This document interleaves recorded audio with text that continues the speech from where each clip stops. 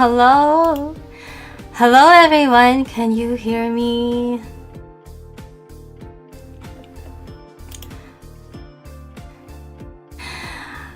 Hello,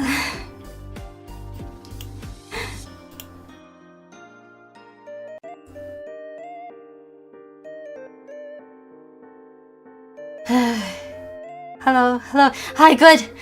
Good, I'm live and you can hear me. Oh, thank goodness. Oh. I'm sorry I'm late. I don't really know if it's... I don't really know if it's... I can blame OBS for this one or it's really my fault. It feels more like OBS's fault because this hasn't happened before. But then again, maybe it's just I'm kind of tired and anxious. You know how it is. Hey, hi, we can hear you. Yep, we can hear you just fine. Hello, Tia, loud and clear. Alright, good. So hello, everyone. I am Tia Faire, idol philosopher and justice incarnate, and welcome to today's stream. Today I was hoping to do something a little different, and I'll be talking about that in a second. But first of all, I just really need to say again, I'm sorry I'm late. I really didn't want to be late, and I was hoping to never be late again after I was extremely late for my debut stream, which was rather unfortunate. But yeah, I wouldn't be on time if we weren't late due to unscheduled nap. Oh, that's interesting, Ari. I'm glad you woke up not a moment too soon. What was it? So being late and what was I going to say?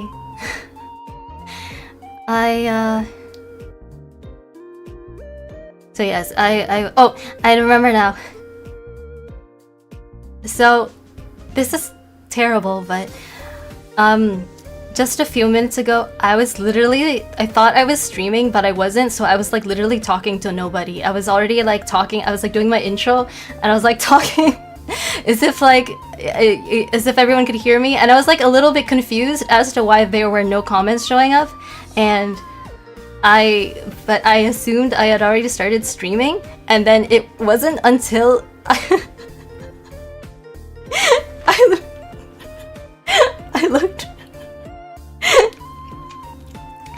I looked on Discord, right?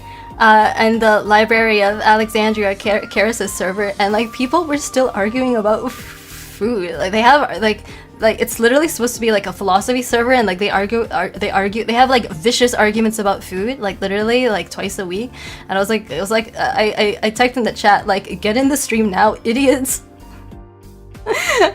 Which is kind of mean, but it turned out to be like actually the right decision, because Ari, I think like I was informed that like for them the stream had not actually started, and then that was when I was like, oh no, what? Oh no, now I've stopped. Jesus, that scared me. I stopped moving for like a fresh 5 seconds there.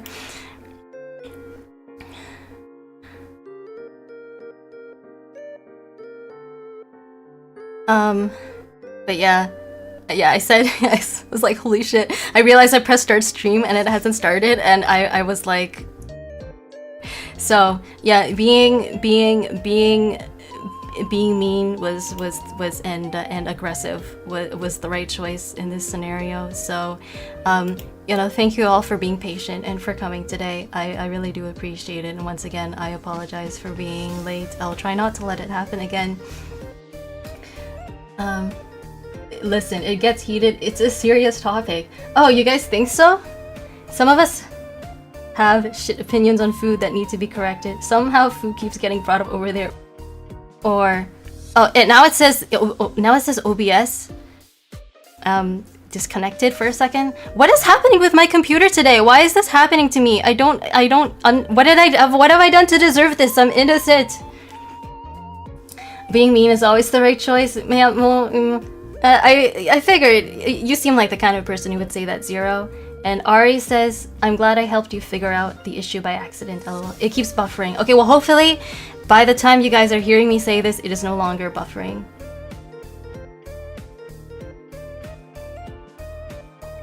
I think it's okay now. Okay, that's good.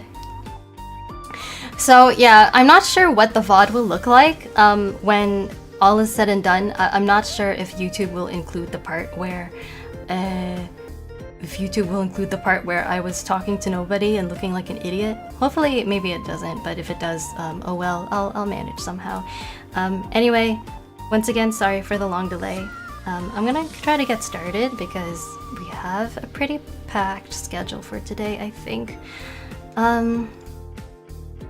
So yeah, for today's stream, I was hoping to do a bit of chatting and storytelling, talking about some of the behind the scenes of my debut, but also reading out and responding to some of the really kind messages that people have given me after my debut stream, which was last week. And then I was also hoping to maybe show off a little bit of my art and do a little bit of singing. Does that sound good? Are you excited? It's actually it might in some way it might be a blessing in disguise that the stream was on a false start, got off on a false start, because the first time around I realized that while I was on my starting screen that I forgot. You see my easel right here behind me, the whiteboard? I realized that I forgot to cover like all the crap that was on it, like things that I'm gonna planning to show later, not right at the start. So it was supposed to be all hidden or covered at the beginning, and then I realized like, oh crap, it's like all visible. So stopping the stream and starting it again allowed me to fix that little issue. But yeah, so funny thing, last week right after my debut, when I ended the stream, I saw on the YouTube like the sort of like the live now page in YouTube Studio. I saw that like my debut had like 90 views like right after I stopped streaming. That was what it told me, and I'm pretty sure I screamed. Like I was so surprised. I'm not really sure what I was expecting, but I wasn't expecting my debut to get that kind of reception. No, so I was very humbly surprised, and I think overall, I would say that overall my debut did better than I was expecting, and I really have all of you to thank for that. And yeah, honestly, I was just so surprised and happy. It was really overwhelming. If you recall, I was quite tired last week, so after I ended stream, I wasn't able to fall asleep right away, but I did eventually take a nap, and then I woke up at like midnight, like 11 or midnight. I woke up like at night when I would normally go to bed, and I had a panic attack. And you might be wondering like why I had a panic attack even though I was happy, and I think the explanation is that I just wasn't used to getting so much positive attention from people. It was like too much of a good thing at once, and my body, like, I couldn't adjust. You know, it's like how, like, for example, when doctors, like, you know, advise that even if you're like not eating enough fiber, you should increase your fiber intake gradually. You shouldn't just like suddenly eat a ton of fiber. It's like that. So I was like not used to you know, what you guys were giving me, and then I got it all at once, and then like I woke up from my nap and like I started having a panic attack. I was like, why? So yeah, I was honestly, and then I stayed up for a few hours. I spent hours that night just responding to people's comments because there was so much positive feedback. I wanted to make sure that I got to every single person and make sure that they knew I was grateful, and that it made a difference to me. I even I kind of got back in touch with 1 or 2 old friends who I hadn't talked to in a while, but I guess they were subscribed and saw me streaming, and they said hi, and that was really nice. IRyS says, this is your exposure therapy to positive vibes. Yeah, I think that pretty much describes it. Yeah, I spent a couple hours just responding to people before I went back to bed. So I kind of felt like I was suffering from success last week, but all in all, I can't really complain. I'm grateful, and I hope to keep this going. And I hope you'll continue to support me. And honestly, almost I think one thing that made my debut successful was that I actually made an effort to try to market my debut and invite as many people as I could. And I just realized that wait, is it? Oh, never mind. I thought I was just seeing things. Sorry. I had tried to invite. Yeah, I tried to invite as many people as I could on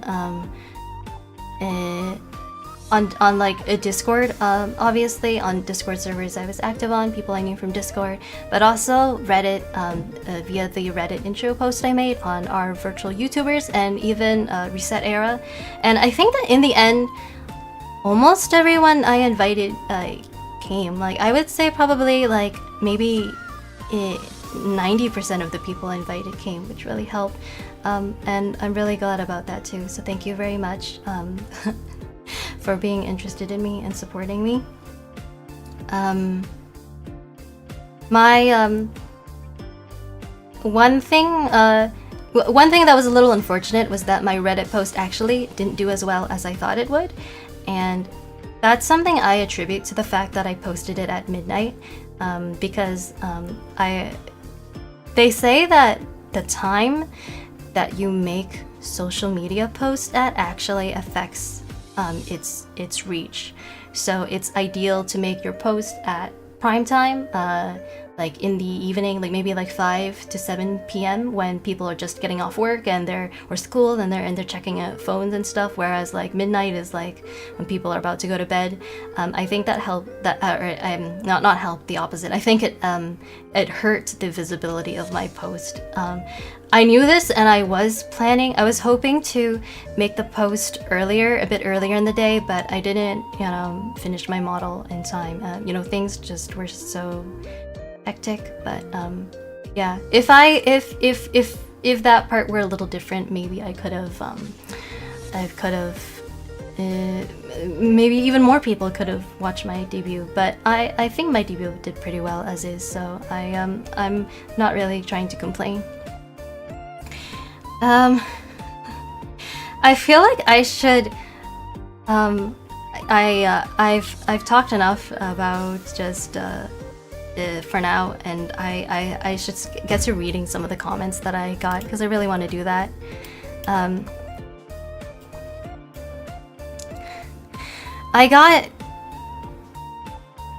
Honestly, I got so many comments during my debut stream that I couldn't even.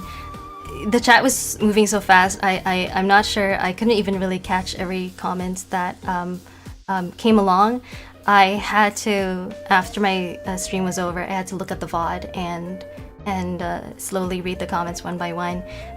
So today I'm going to try to react to some of the ones that no, it's happening again. No.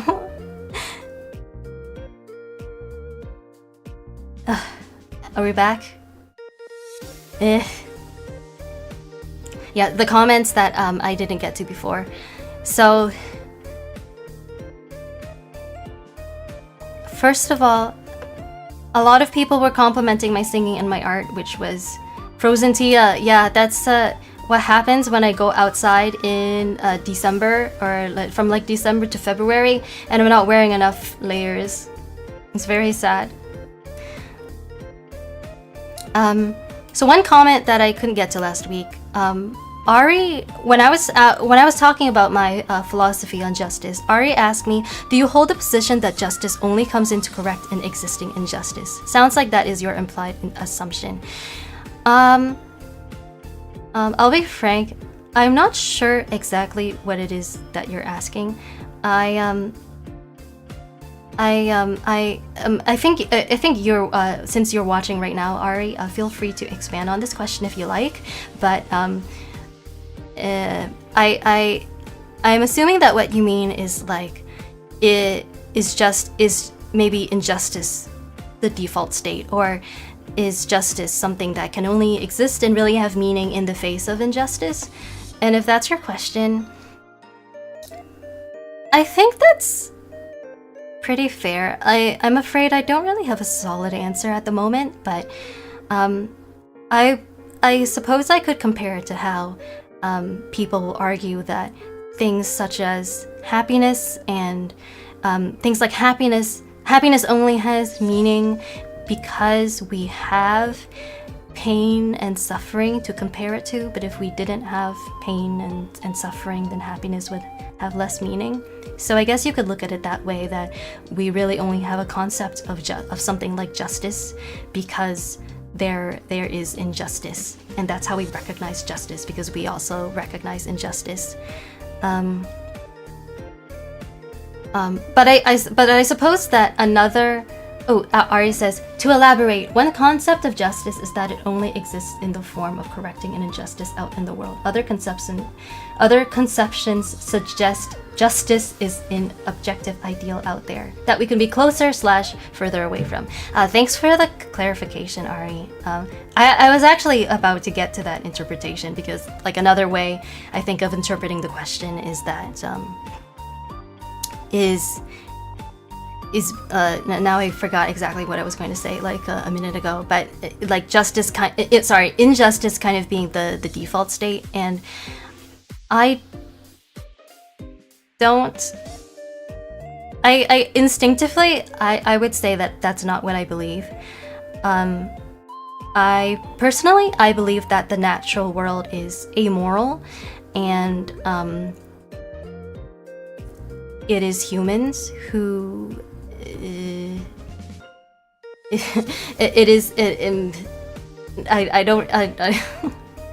my brain is not working. I don't really know how to articulate this next part, but the natural world is amoral, and humans, it is because of humans that we have things like justice and injustice. But that also means that as long as there is a human race, there will be justice.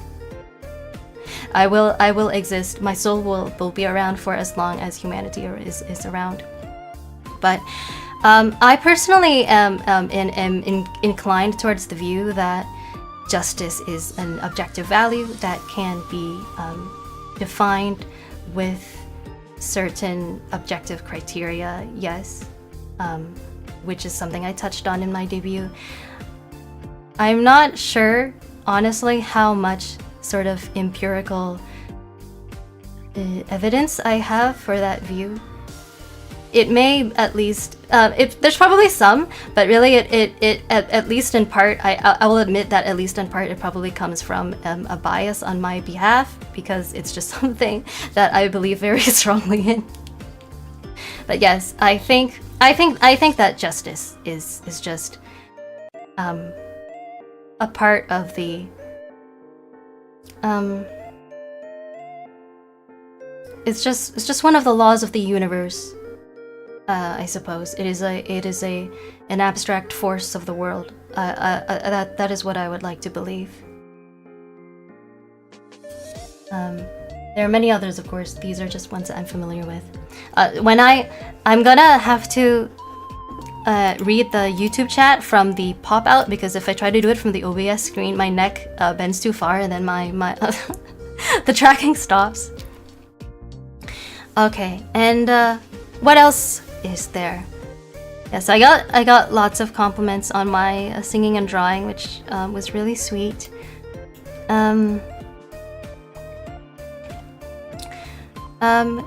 Teradito isn't here right now, which is I don't think so, which is a shame because last time he mentioned that he was a really big fan of Cardcaptor Sakura, and that was another thing I didn't get to respond to last time. I really there were certain comments that I had responses to, but I opted not to respond to them, you know, essentially for the purpose of timing, because I didn't want to you know, go off too far on unrelated tangents and sort of interrupt the pacing of my stream, because we were kind of on a strict schedule and my stream wound up being 2 hours long as it was. Actually, it's funny. Last week, I think the day of my stream? Was it the day of the stream? Yes. That morning, Charis senpai messaged me very kindly, and he said he told me good luck on the debut and asked me how long my stream was going to be, because he had been planning to stream right after. And then he gave me a little warning. Warning might be too strong a word, but he told me that debut, and I quote, he told me debuts are horrible temporal hotspots for time dilation. And by hotspots for time dilation, I mean it's just an elaborate way of saying that it's easy to lose track of time when you're doing a debut stream, and a debut stream is actually sort of one of the easiest times or places to lose track of time.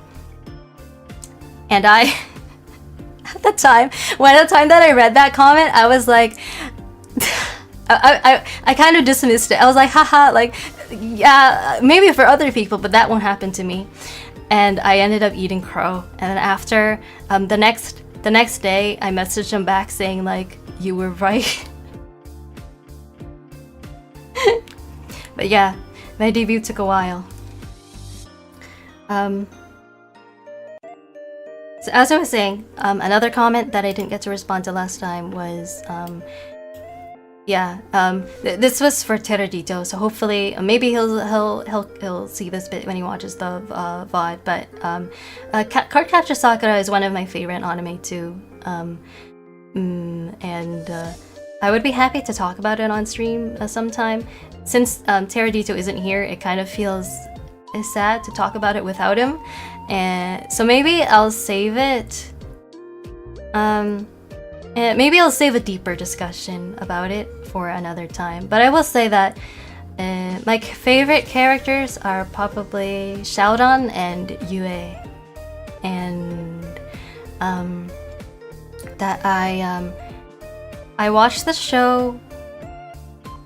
I think that my husband and I watched the show together on Netflix in 2020, and we really enjoyed it. Prior to that, I had read part of the manga, and I had seen part of the English dub on TV when I was a kid, but that was my first time seeing the whole show with subs, and it was like fantastic. Like, we really enjoyed it overall.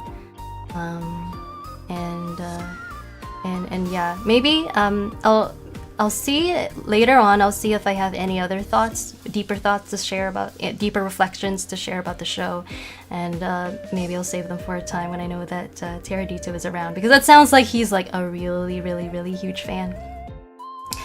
Zero says, LOL. Oh, and before that, Ari says, if I may hog your attention for one more question, does that mean you also believe in an objective ethics? If so, what are you grounded on? Okay, that is an even more... I would say that's an even more open-ended question than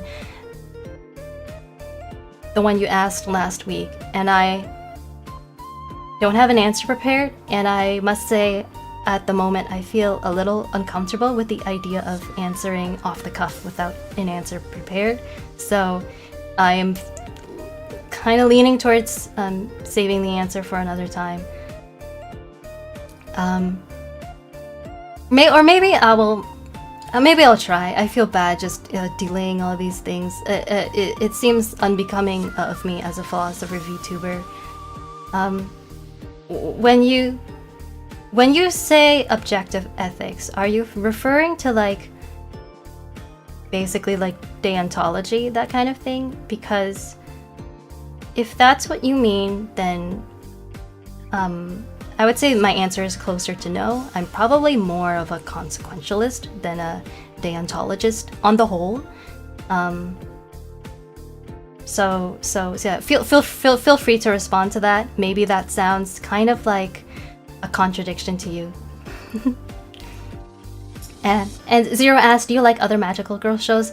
Yeah, I'm pretty sure in my debut stream I mentioned that I'm heavily inspired by Tokyo Mew Mew artistically, including my my model design, and I also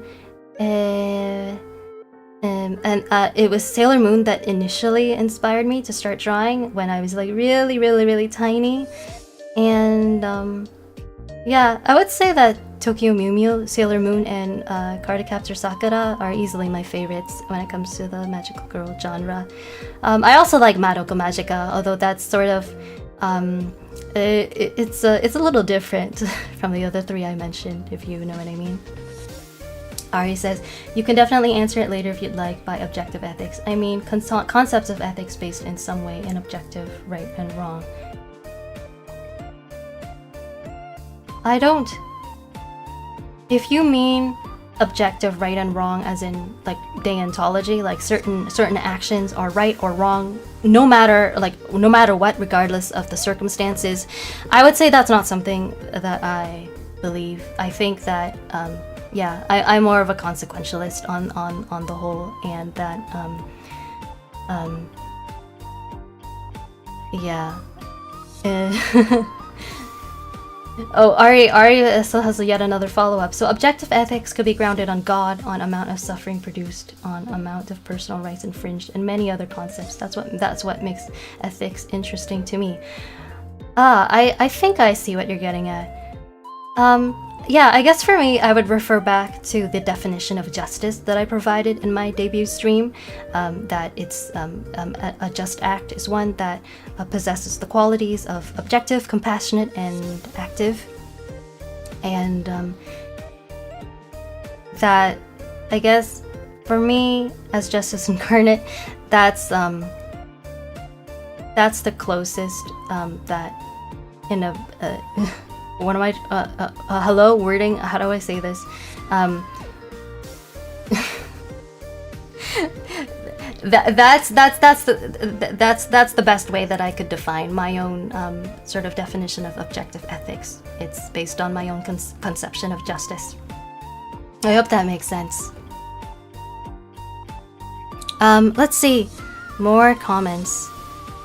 It seems like people really enjoyed my pen blade and the design and concept of my pen blade overall, which made me really happy. That was actually kind of a last minute addition to my stream, because the thing is, if I it was originally supposed to be a part of my my reference sheet, but I didn't have my whole reference sheet prepared, so if I hadn't taken the time to draw it separately, which took about like maybe 10 minutes, then it wouldn't have been part of my debut. But I felt like it was an important inclusion. I felt like I really wanted to remind people that, yeah, I was a warrior. Yeah, you guys said that it was very clever and stuff, which made me happy. And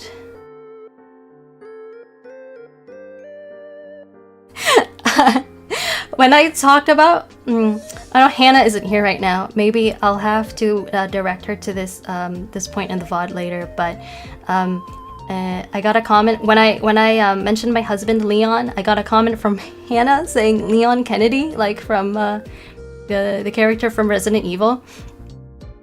It's funny because I haven't played Resident Evil, but I know of it. It is like a popular franchise. So funny thing, I would say that my husband actually does kind of look like Leon Kennedy. Not exactly, but he has like slightly long blonde hair and is like, you know, good looking, and, you know, kind of has somewhat of similar look, which, you know, which was something that I noticed, and that was a connection I made even before someone else brought it up. But it's like, I think it's absolutely funny that that's the comparison that you drew. Ari says, that's cool. I'd definitely love to see some stream of you discussing ideas and concepts of ethics and justice in detail. That is actually an idea I have planned for a future episode of Justice Spoken. I am not sure exactly when that will take place. I was considering doing it as the very first episode of Justice Spoken, which, you know, in some ways would make a lot of sense. Like, you know, how better to begin Justice Spoken than with like a clear definition of justice laid down, you know, just so we have we know what sort of premise we're going off. But alas, yeah, it's sort of in the cards. Ari says, Leon Kennedy confirmed, let's go. You're a Resident Evil player too, aren't you, Ari? Yeah. His last name is not Kennedy though, it's just Leon. That is the Leon part that is the same. Okay, and this part was also quite interesting.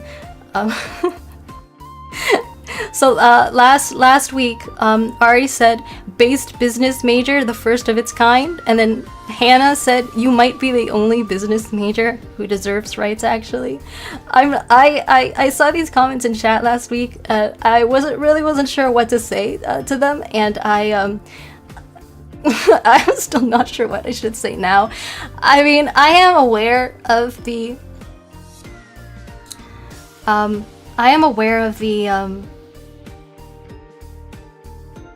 reputation that business majors have, and I don't like necessarily enjoy. I don't enjoy generalizations. That's something I said last time, and I'm especially hesitant to engage in negative generalizations about people. But I guess, yeah, I guess that there is a reputation that business majors have, and that some of you out there feel that that reputation is deserved. I don't know if there's anything else I can say. Thank you for I guess for not generalizing me, and you know, and viewing me as an exception in light of you know, that premise. Oh, and Zero also asked, I would never have guessed you majored in business. Out of curiosity, Zero, what would you have guessed that I majored in that case? I would like to know. Comments, Axaeon says, looking forward to Justice Spoken.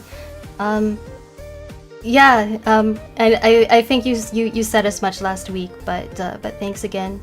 Oh, and also, I think I forgot to read your pre-chat comment, but maybe I can still find it if I scroll way up in the chat box. Just give me a sec. Yeah, I ended up waking up a bit early today. By my standards, LOL. Looking forward to the stream. Thank you so much for coming to the stream. I hope you still managed to get good sleep. I know your trip tired you out. Zero says, like maybe fine art or art history. See, I thought I addressed this in my debut. Like, if I never, my my family's expectations and culture being what they are, I never would have gotten away with studying like the humanities or liberal arts, I don't think. So business, I think, was all in all, it was a decent compromise between doing STEM, which was kind of out of reach for me, and doing something more art related. You might have, I don't remember, sorry. No, that's okay. It's okay. I said a lot last week, and it was last week. Oh, Ari says, a point we were baffled at in the debut watch-along. By the way, you haven't mentioned Ace Attorney at all. I've never played Ace Attorney, and I don't plan to. I will just say that up front. I'm sorry if that's disappointing. The reason is that I've heard that I don't really enjoy playing linear visual novels that much. from what I've heard of the gameplay, I'm not sure that it's something that I would actually enjoy. It feels a little tedious, which, based on what I've heard about being a lawyer, it maybe actually captures the feel of being a lawyer well. But I don't know if it's for me. And then the other thing is that as Justice Incarnate, this is what I have to say. A lot of society equates justice to the law, that justice and law are the same thing. But I think that justice and law are very much different things. I think that the law is subjective. You know, it's basically, to put it somewhat crudely, it's made up by people, and it can be as biased as the people making it. It is in no way an objective force. Although some people like to pretend it is. Some people forget that it is very much man-made, and you know, can be changed can be created and changed on a whim. That's how I see it. Justice, on the other hand, is yeah, it's much bigger than just the law. So I guess the reason why I bring that up is, yeah, there might be people might have an implicit assumption that just because I'm Justice Incarnate that I might be big on the law, and then I would play Ace Attorney and I'd want to be a lawyer, but that's not entirely the case. Zero says, have you heard that one Death Note musical song? I don't think I have. If you're talking about the Death Note musical, then no, I can't say I have. Ari says, yeah, it's more of a puzzle visual novel, so not many choices are present. Definitely not accurate to being a lawyer, but it does have some points it gets right from my understanding. Ah, I see. Yeah. So I wasn't planning to play Ace Attorney, but I've heard good things about the series. I know it's popular, and it spawned a lot of memes. What else? Yeah, alright, well, I just kind of addressed it, but Ari says not doing law is a missed opportunity. I'm not sure if I would have been good at law, at doing a law degree. Growing up, I was told that I should become a lawyer because apparently some people thought I was good at arguing, or at least that I argued a lot, which I don't really entirely deny. But that doesn't necessarily translate well to doing well at the degree, so who knows? And then get this load of a comment. Charis said, in brackets, in another timeline, I would have been an econ major, so I get it. I don't think that Charis is in the stream right now. I think he said that he would be busy today. But that honestly, I can't picture Charis being an economics major. Can any of you? That seems so unfitting to me. I don't know. I guess like if he were, then he wouldn't be the philosophy major, desperately unemployed that we all know and love. Then Teradita asked, "Is Tia good at statistics?" Why are you asking that, Tara? Were you hoping that I would help you with your statistics homework? 'Cause I'm not good at doing coursework, but I do enjoy at least interpreting statistics. Like here's the thing. Like ever since I've debuted, I've been enthralled with my YouTube analytics page. Even before I debuted, I thought to myself, like, the idea of like analytics sounds so fascinating. Like I bet like once I actually start streaming, I will like I'll just be so excited about the idea of having like my own analytics and be excited about what is it, like yeah, and like analyzing them. So like ever since debut day, I've been looking at my analytics at least once a day to see what sort of useful information I can glean from it.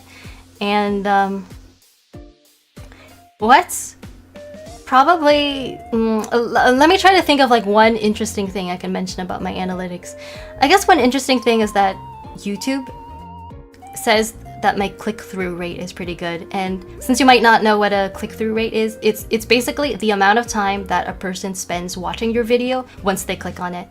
And mine is apparently like closer to the above average end, which suggests that I am entertaining and people really enjoy watching me. They don't just like, you know, click on my video and then like click off to something else immediately. So, you know, thank you for you know, for watching my videos and enjoying my content. That makes me really happy. Zero, I can kind of see it. Ari, Charis as an econ bro would be so out of left field. Then again, you are, so...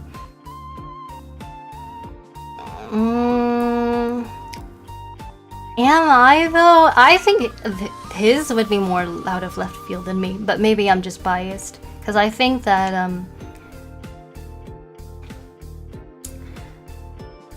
how do I say this?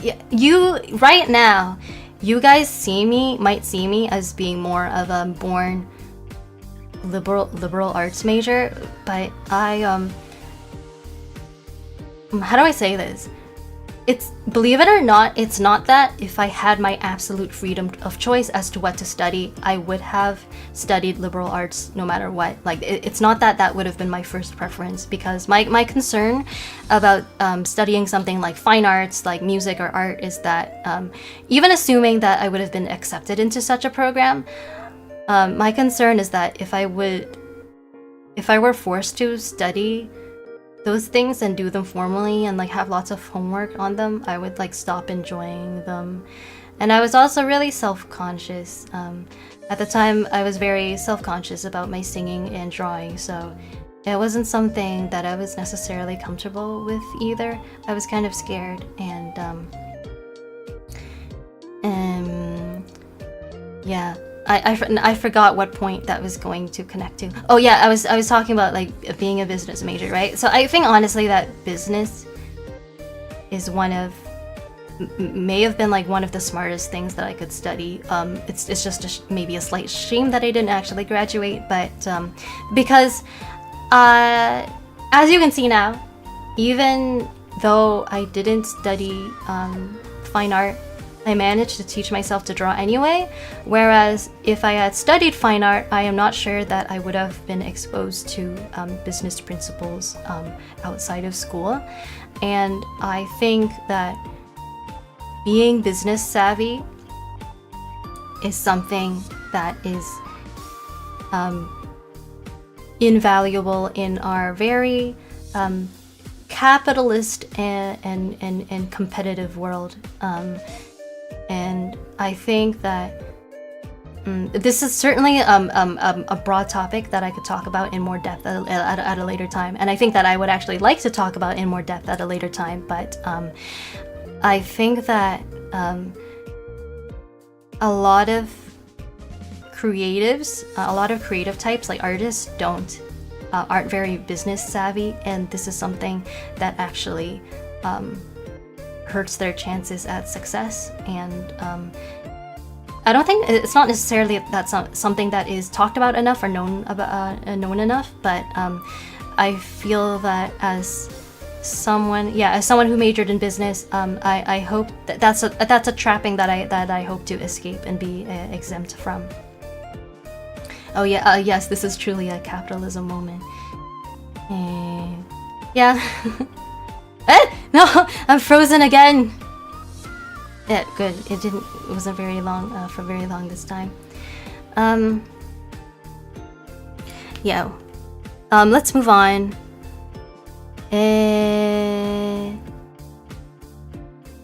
I feel like I missed out so much. Oh, this was Ari's comment. I feel like I missed out so much by not playing Xenoblade Chronicles and the later Fire Emblems. Well, as you've already seen, I am streaming Xenoblade X right now, so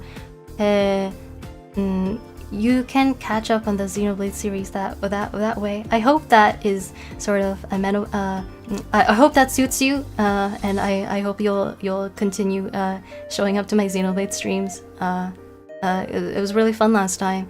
And when you say later Fire Emblems, does that imply that you would you've played the earlier Fire Emblems, the more retro ones? Kai says real, unfortunate but real. Is that referring to which comment is that referring to? I already forgot, sorry. I think I have my stream on normal latency rather than low latency, so there's a bit of a delay between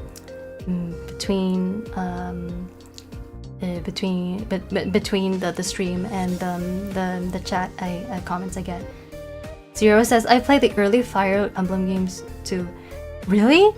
Are you saying you have also played them and not the later games, or you've played all of the Fire Emblems basically? I'm surprised there are so many retro Fire Emblem fans in here because, you know, generally it's the opposite. The later games being more modern and more accessible are generally more popular. Zero says, I don't think I ever finished them though. Oh. Was it because like you were really young at the time and they were too difficult? If so, like no judgment.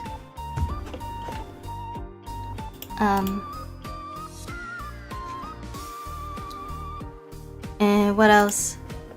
Okay, I feel like I'm taking, oh god, it's already been an hour. I'm taking like, or almost an hour. I'm taking this. Why do I talk so slow? The history is repeating itself. Like this, the same thing that happened. What happened? Like what happened in my debut stream? The same thing is happening here. Hideo Game Kojima is another interesting author. Yes, I think that is probably the go-to example of an author video game director. I don't think I've ever actually played a Kojima game though.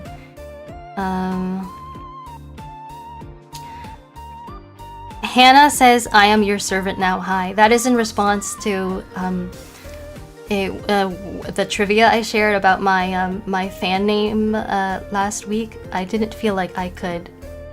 I didn't really want to read that out last time, but yes, thank you, Hannah. That's flattering, I suppose. Ari says, I have played a few of the first retro Fire Emblem games. Yes, I quit them because they were too hard for my, at the time, 14-year-old brain. That's fair. I mean, when I caught up to the older Fire Emblem games, I was like in university, so that's entirely fair. Zero, yeah, I was like in middle school, wasting time in class by emulating them on my laptop. Ooh, piracy. So when they got harder, I just gave up. Yeah, some of the older Fire Emblem games really were brutal. So I really don't blame you at all. It's not out of the question that I'll stream some of them if they come out on like Virtual Console, like on the Nintendo Switch Online. Holy shice! Please play a Kojima game like Metal Gear. You might have interesting things to say on the philosophy in them. I asked someone if I should play Metal Gear, and based on their response, I think the answer is no, because the games are about stealth, and I dislike stealth mechanics in video games. I get frustrated when I'm not allowed to solve problems with brute force. I just want a fair and sporting duel. None of this sneaking around crap. It's very unsportsmanlike and kind of boring in my opinion. I see we have a fan of piracy here. Oh well. Ari, the Metal Gear series speaks a lot about the nature of war and stuff like that. Yeah, that's what I've heard. It's like sort of a meta criticism of war. I was actually thinking of playing specifically Metal Gear Revengeance, I think it's called. I saw that Charis streamed that on his channel too, and like I considered watching it, but ultimately like I have not, because I might play the game myself, and I didn't want to be spoiled. You can be like chairman and just fight everything.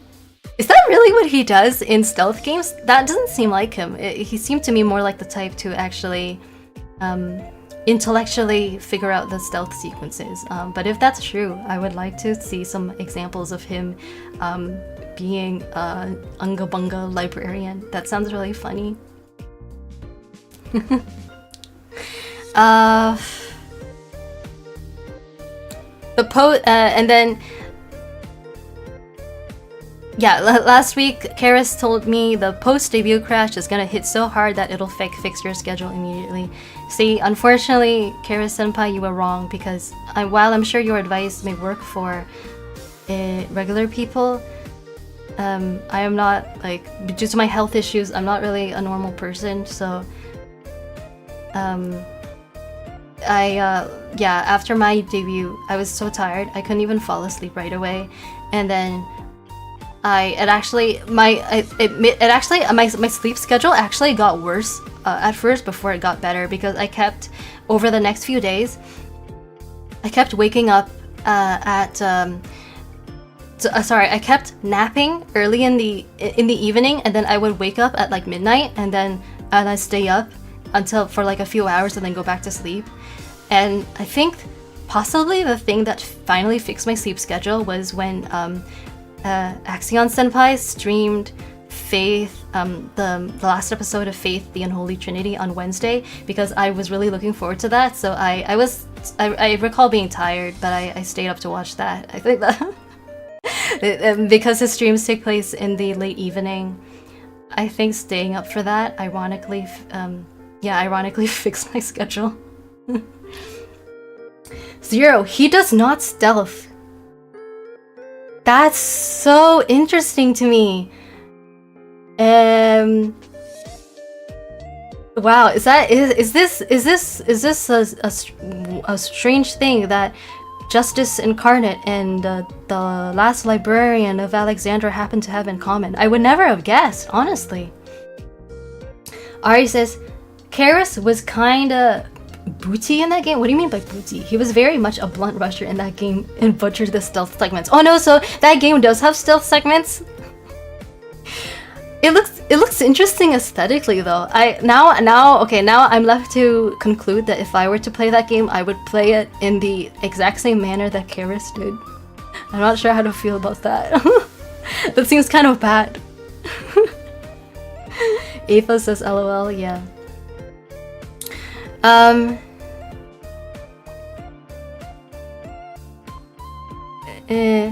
Something that I did appreciate, though once again I feel embarrassed talking about, is that I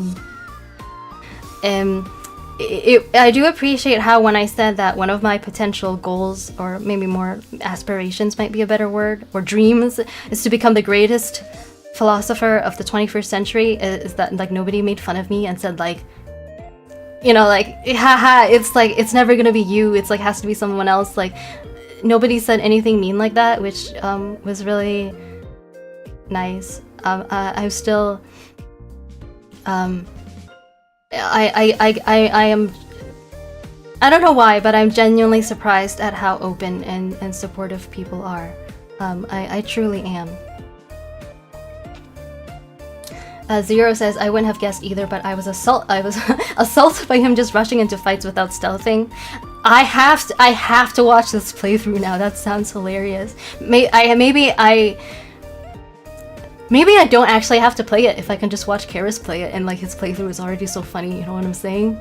Yeah, I'll have to think about that one. That sounds really funny. Alright, says booty equals bad. That game has optional stealth segments. Ooh, they're optional. Okay, that makes it a bit better, because I've played games that have pretty much mandatory stealth segments. Like if it's just programmed in such a way that if you try to brute force it, you will die, and those are pretty brutal. So that's good to know.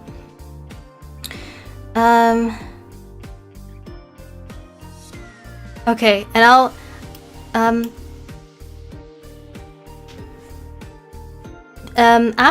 so I think that about covers the comments that I got during my stream, but I got some comments after my stream on Discord that were really lovely as well, and that I wanted to put a little spotlight on. So one particular comment came from someone named Jay on a small Xenoblade server called Hidden Gem Elysium. Jay is a fellow Xenoblade fan whom evidently attended my debut, and after it he left a really kind comment that I thanked him already on Discord, but it was just so nice that I absolutely want to read it out on stream. So here goes. At Tia Faire, I watched pretty much your entire stream. I think I just missed the first couple of minutes of your Edge of Dawn cover, but otherwise I watched all the way to the end. Congratulations on your debut stream, and I wish you success with your VTubing career. Also want to say that I thought your definition of justice was interesting, and I'm curious to see more of your philosophy talk. I usually don't watch streamers much, aside from the occasional clips, so I can't make any promises, but I might try to catch more of your streams, and I'll be sure to check out your video series as well. That was the comment left by Jay, and when I saw that, I felt really flattered. You know, regarding the notion of someone who doesn't even watch streamers in general, but my streams are worth it enough to them that they might consider making an exception for my content. Yeah, so thank you once again, Jay, for that comment. I did see you in my I did see you chatting quite a bit in my Xenoblade stream on Friday, so I hope to see you again next week. Ari says, we all need to have goals, and if being the greatest philosopher is yours, more power to you. It's not like... I don't know if being the greatest philosopher is my main goal so much as it's something that I hope to achieve along the way, you know? Like, it's more like, I hope that it's that being that history deeming me as the greatest greatest philosopher of this century is just a side effect of all the good work that I end up doing. It's not so much that I just want that title for the sake of it, you know, because titles are kind of they're kind of inherently you know, meaningless in large part. At least I think so. Zero, they were optional, and he still did that. Shake my head. Ava says based. Oh, thank you. Ari says that's awesome. Yeah, it really was. Maybe I'll send Jay a link to this part of the VOD later. And there were some kind comments in the Library of Alexandria. Let me look for them because I forgot to pull them up. This should only take a few seconds.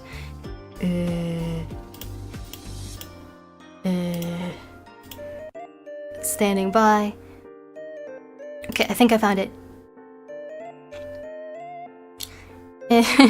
So, Charis was doing a little watch along of my debut during it in his server on the voice chat, and after the fact, I asked about sort of for a summary of what happened, and I was told that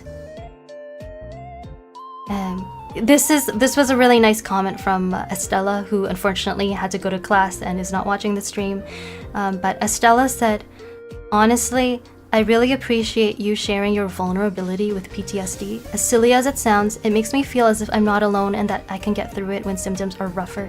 Thank you for sharing that.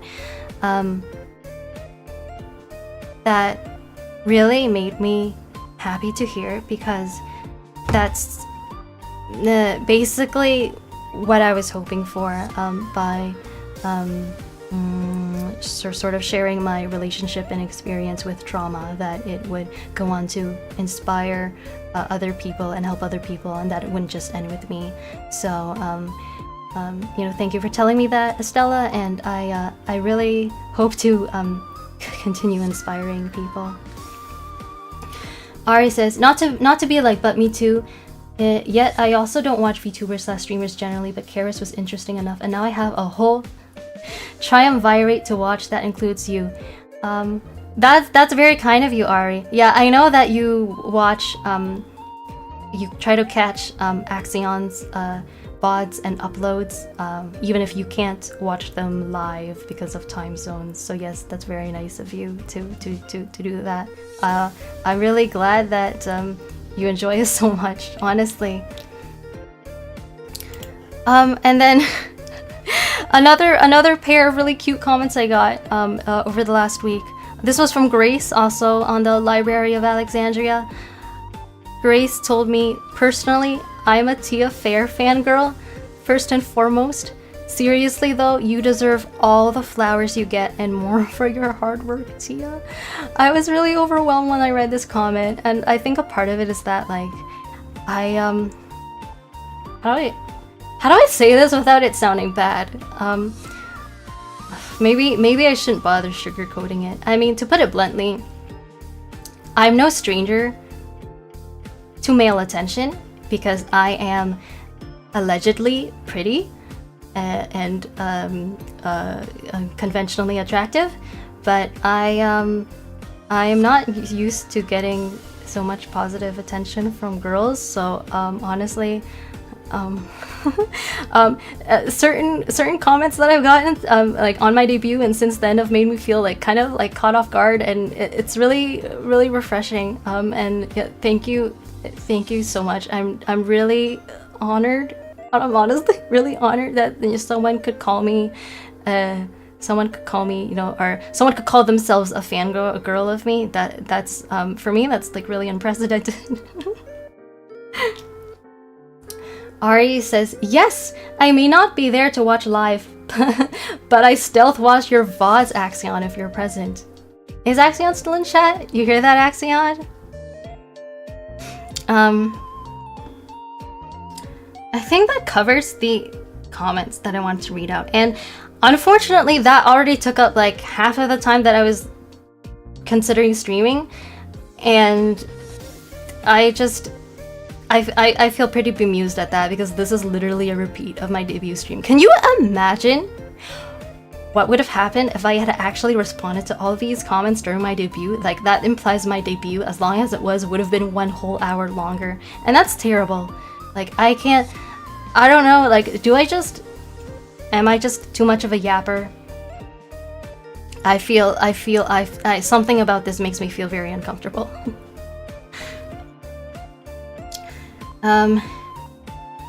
Yeah, speaking of like my debut and also Axaeon, honestly, like,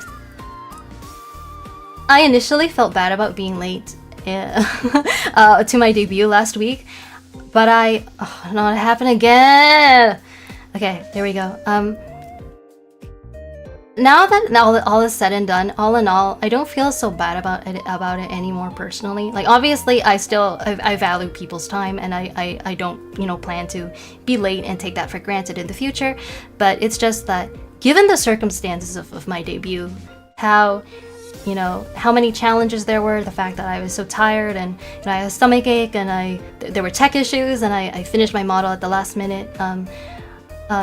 You know, with all that in mind, I honestly feel that it's a miracle that my debut happened at all. I'm glad that it happened at all, and yeah, because of that, I personally overall, I'm not too upset about the fact that I was late. I think the fact that the fact that like people were patient and waited for me was made it okay in the end, and which once again I'm really grateful for. But also am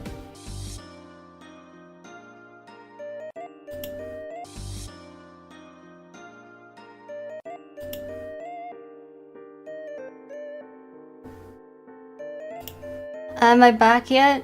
I still look frozen though. It said disconnected and then reconnected, but I'm still look frozen.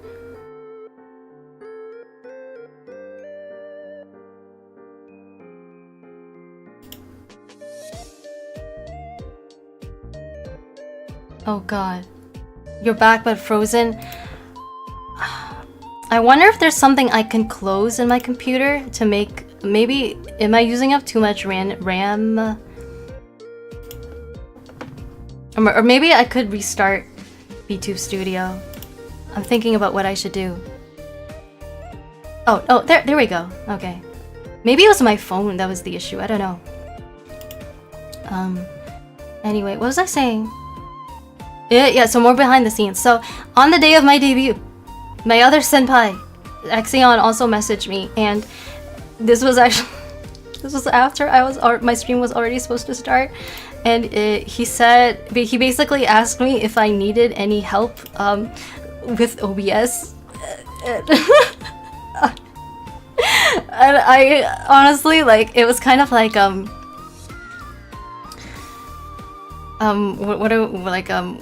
what do I say about it? It's yeah, he offered to help, and it was something I found like both like really kind and funny, because like I already was considering messaging him to ask for help, basically as a Hail Mary, because like, I mean, thinking about it, like, he was like really the only person I could ask as a sort of the Venn diagram of like people who know OBS and people I know well enough to like or trust enough to ask for help. Like, he was the only person in the center of that Venn diagram, so it was just very, I found it just very fortuitous that he reached out. But in the end, I didn't need help. I figured out on my own. But I just found that funny. I really was thinking of going like basically like Axaeon senpai tasukete. And then what else? Oh, and another just a little small throwaway comment I remember from the Library of Alexandria after my debut.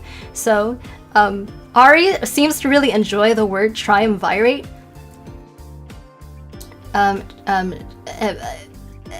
because after I recall, like right after my debut, before I took a nap, I saw that in Charis' server he posted like something like, and now the philosopher triumvirate is complete. And then right after that, Teradito posted a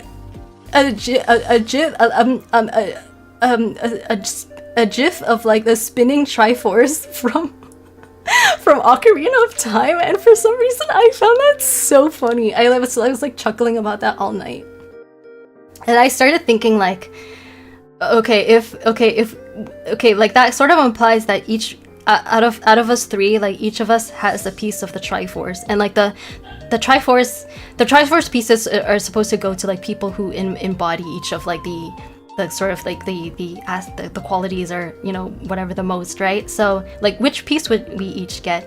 And I thought like, well, if we're going at least by color, because that's simple, like I'm red, so that implies I would get the Triforce of Power. Not again, please don't come on, please don't disconnect this time.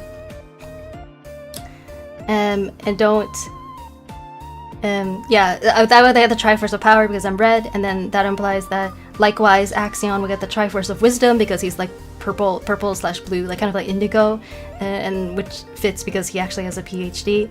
And then that would leave Charis with the Triforce of Courage. And I don't know, do you guys, how do you guys think about Charis with the Triforce of Courage?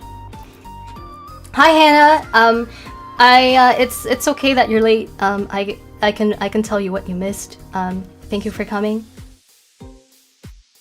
Ari says, yes, I love myself a good triumvirate. Just classical studies things. Also, the accentuation of that word is triumvirate. Is that how it's pronounced? Sorry, you know, technically English is my second language, so and I'm also pretty sheltered, so these things happen sometimes. Ava, you are good.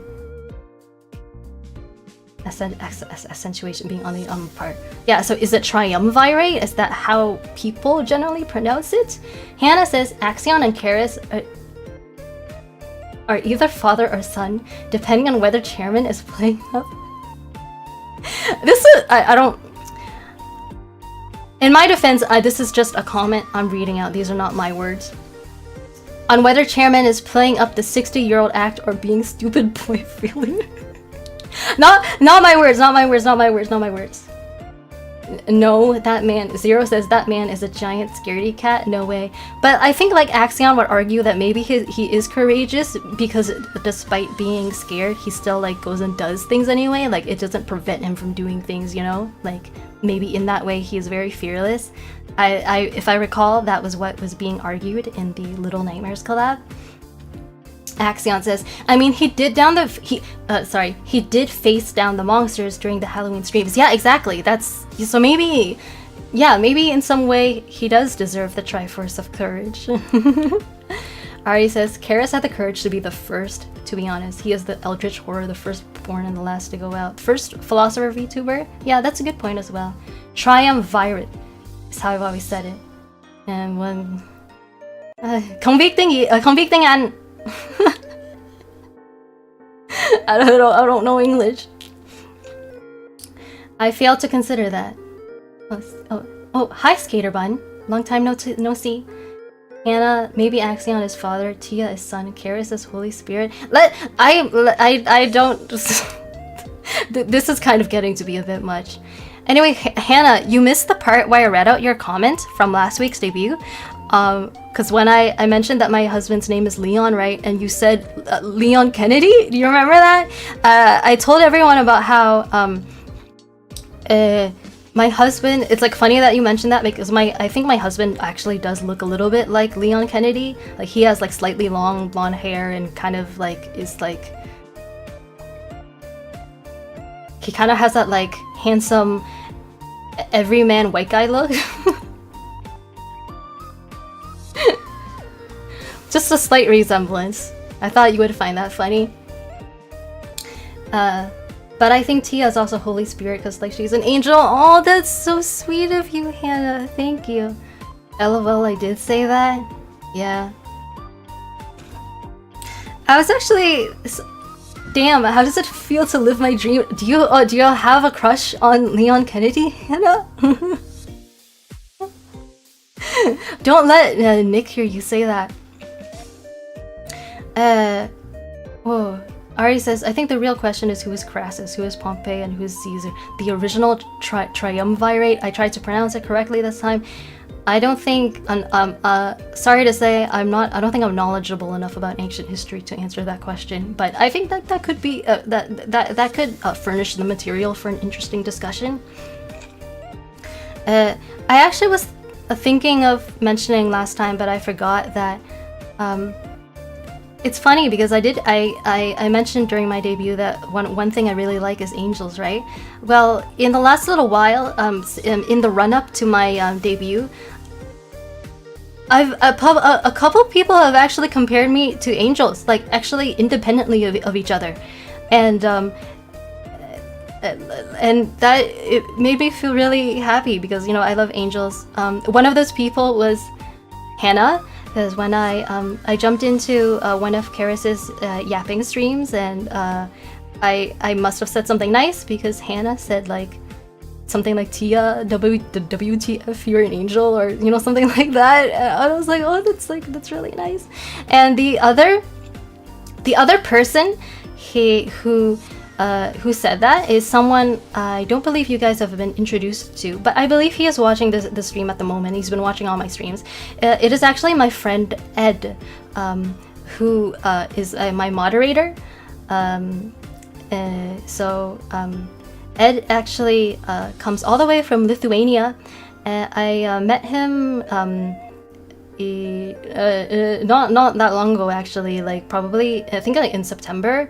I joined his like personality typology server, and like he typed me, and then after that like we kind of hit it off because like we had a lot of things in common. Ever since then, like we've been helping each other and talking about cool stuff. So I think just before, I think actually the morning of my debut, I asked him like, hey Ed, like do you have a YouTube account? Like would you wanna become my moderator? And he was like, yeah, like I feel like I owe you, so yeah, sure.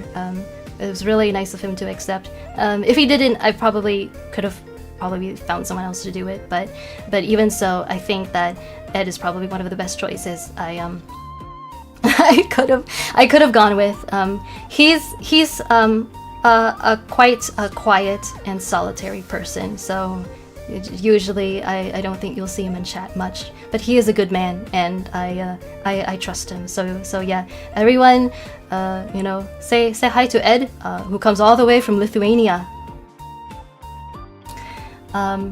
Charis is Caesar. Nick is the most handsome, of course. Oh, I'm sure he would be glad to hear that. Skater Bun, be not afraid. Oh yes, be not afraid. Ari King, in very broad strokes, Crassus is a rich magnate who provides funds. Pompey is an experienced man with conservative support, and Caesar is a military powerhouse with a soldier support. How am I not? Okay, if you put it in those terms, how am I not Caesar? Considering I actually kind of like Julius Caesar, and I am like Justice Incarnate, and I'm a warrior. But obviously I may be missing some details here. You guys can continue to fill me in. Sorry if I'm yapping too much. Feel free to shut me up. Oh no way! I like reading your comments. They're rather insightful. Ed says I'm exposed. Sorry, Ed. I just had to do it. At least this one time. The people they deserve to know, you know. Hi, Ed from Lithuania. Yeah. Oh, Hannah says, oh, I visited Lithuania. It's beautiful there. I think I recall you mentioning that on voice chat sometime, actually. That's really interesting. I would also love to hear about like your experience of visiting Lithuania and like how that compares to like Ed's experience of like being born and raised in Lithuania, because I've heard him talk like a little bit about it, and like it does sound like a really interesting topic. Hannah, so many mosquitoes though. Oh, are there actually a lot of mosquitoes there? I thought mosquitoes. I was about to say that I thought mosquitoes were only mostly in hot climates, but then I realized I don't live in a hot climate, and there are also mosquitoes here, at least in the summer, so that kind of checks out. That's pretty unfortunate to hear. Ari says, hello Ed, good to see someone else from hemisphere of the world. I assume you mean like your hemisphere, or that hemisphere of the world. Caesar was not a just man. Okay. I mean, okay, I don't want to. I have some thoughts about that, but I don't want to get into that now. I think that's just too far off topic, and like with the stream, our uptime is like something kind of like absurd and sad right now. Caesar was super corrupt though. LOL, he was the epitome of gaslight gatekeep girl boss. Oh, I see. Hannah, exactly. Like that man was the opposite of just. There's a lot of them in summer in the countryside because of the humidity. Oh, I see. Yeah, I don't really know very much about ancient history, so yeah, sounds like I might have to brush up on this later. And then anyway, I will try to get through some of these points quickly because we've gone on too long, and I don't know if all of these are that interesting. So I sang first. I sang first because I thought that singing would actually help me calm my nerves, because you might think that singing first would be like nerve-wracking, but for me it's the opposite. It's because I thought like, well, if I sing, then I know what I'm doing. Like I don't have to be like sitting there awkwardly, maybe like not knowing what to say, and then like while but if I sing, then like people can kind of just shuffle in slowly. If there are a few like latecomers, then they know that they only missed like a few minutes of music and they didn't miss the intro, and then when the song ends, I'll already have some comments to respond to. I think that was a good choice. I think that starting off with karaoke was the right choice for me. I think that as for the choice of song, I sang The Edge of Dawn from Fire Emblem Three Houses because because I like Fire Emblem and I like Three Houses, but also because I think the themes of the song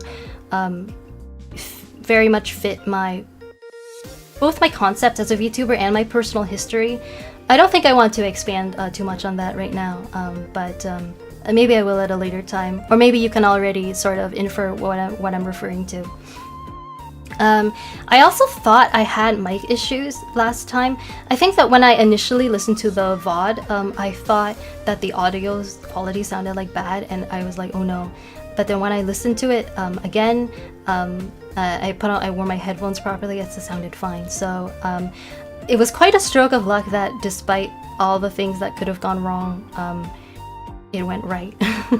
If my debut audio had like a really bad mic quality, that would have been really unfortunate. Oh, I'll have to go through the VOD and listen to your singing. Oh, I was talking about the beginning of my debut stream. I haven't sung yet in this this time, Hannah. So that is still to come. All you missed was me saying that, like, yeah, my husband actually does kind of look like Leon Kennedy, because I thought you'd find that funny. Oh, and speaking of actual audio issues, though, last time there was no BGM in my like debut, after I finished singing, I forgot to turn on the BGM. Like I was planning, that was some, I had BGM. I was planning to like, but I forgot because I was like so nervous. But the BGM would have been like the one that you've been hearing this stream. So I did remember to turn it on this stream. So nobody pointed it out. Maybe just like nobody noticed, but like I guess it's not really that much of a big deal. But I did feel stupid about it when I realized long after the stream was over. Oh, okay. You guys should do Leon and Ada cosplay. Ada has short hair though, and I don't look good with short hair. And also like I feel like I know of what her personality is, and I don't think her personality suits me well. All I can say is that like we both wear red, like that part is like on point. Axaeon, that's a really easy thing to overlook, to be honest. Yeah, it is, and like I was like very mentally occupied, and like nobody pointed it out. So it's like no wonder that I just completely forgot about it. Wig, okay. Axaeon, okay, maybe you can be Leon and he can be Ada.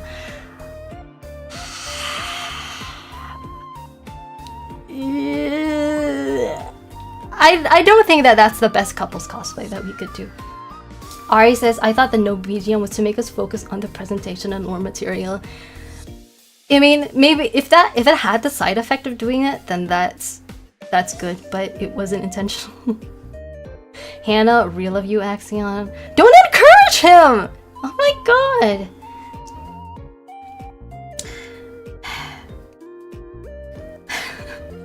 This is a note that I wrote, but I'm not sure if I should read this out. When I was listening to my own singing voice in my debut stream, I thought I sounded like a little bit like IRyS from Hololive. Like if there was one Hololive EN member whose singing voice I could compare this to sound to, just in terms of like the tonal quality, I swear I heard like little bits of IRyS, little at certain points in my singing. I don't know. I mean, IRyS is obviously an accomplished singer, so I don't know if I'm just I'm tooting my own horn excessively by saying that, but I do like her voice and her music. Let me just test and see like if I will actually sound more like her if I sing something of hers, like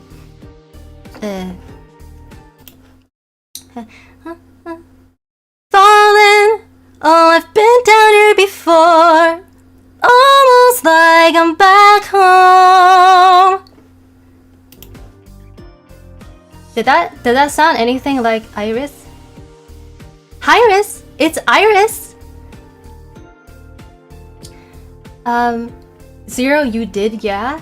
Hannah, no, that's real though. Your vocal color is quite similar to hers. Oh, thank you. That's very flattering because I really like her voice. It's very bright and incredibly suitable for an idol. Zero, you really do sound like her.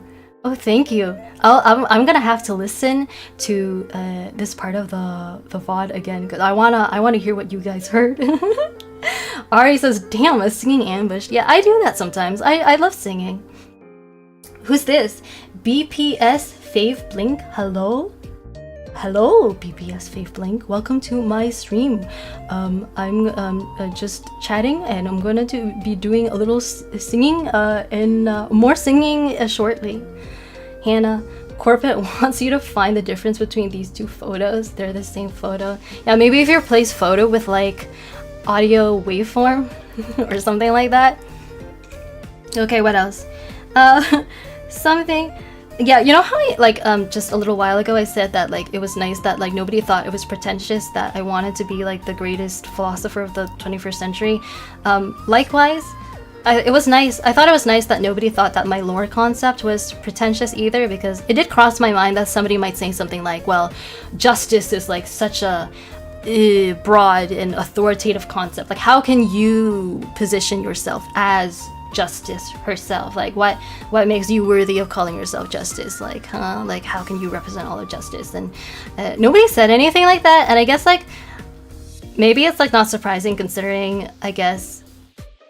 I mean, like this is VTubing, right? I guess like weirder things have shown up in like the VTubing sphere, but maybe it's also that like I think Charis in his first anniversary stream, which like the VOD of which I watched, he said something like he was surprised that like nobody called him out on like branding himself as the first and last philosopher VTuber, which in his words was an obvious lie.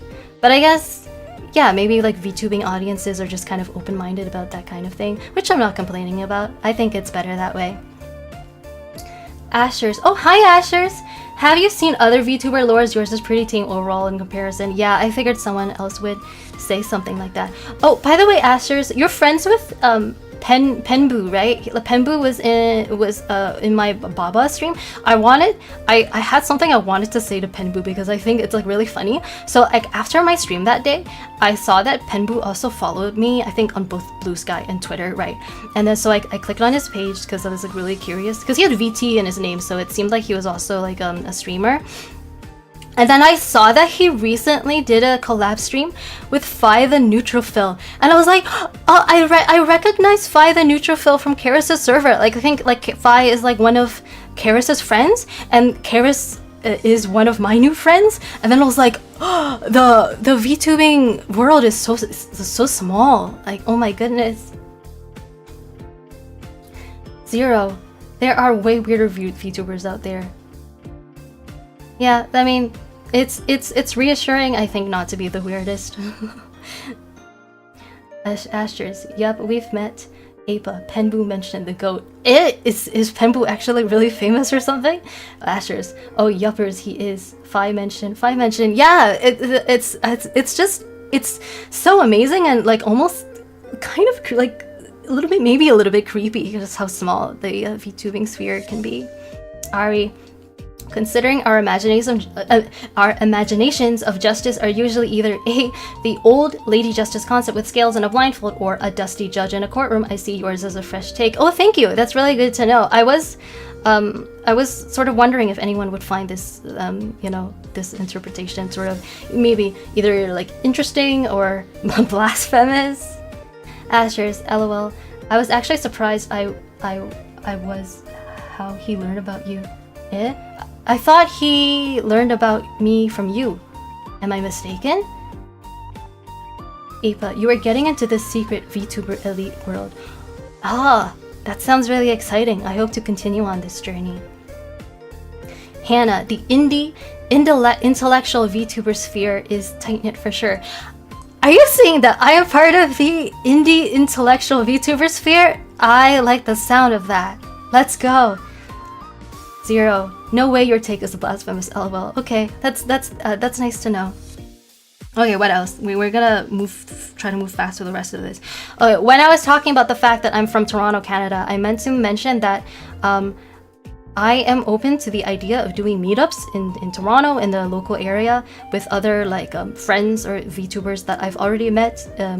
If you happen to find yourself in the area, you can let me know ahead of time, and you know, we can like hang out and like grab food or something, because I've done meetups with internet people at least 2 or 3 times before. I've done it multiple times before, and I always find it something just really fun and fulfilling, because I like meeting people and hanging out. So that was something I meant to mention. I hope that doesn't come off as too intense or strong, but that it really is something that I do enjoy. Hannah, you are now. Oh yay! Zero, now you are for sure. That makes me really happy. I'm gonna need more time to process this fact. Ashers, yep, I shared it with him saying you from Toronto too. Is Penbu Canadian and Torontonian?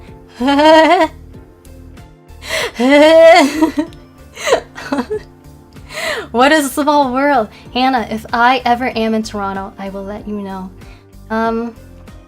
Okay, well honestly, if you're ever in any Canadian city that's sort of like on the East Coast, you can still let me know. Like maybe if you're in Montreal or Ottawa or something like that, because it's easier for me to travel. It's still relatively easy for me to travel to like close by cities compared to like going across the country or to different countries. Zero, same. Yeah, good to know. Thanks you guys. Okay.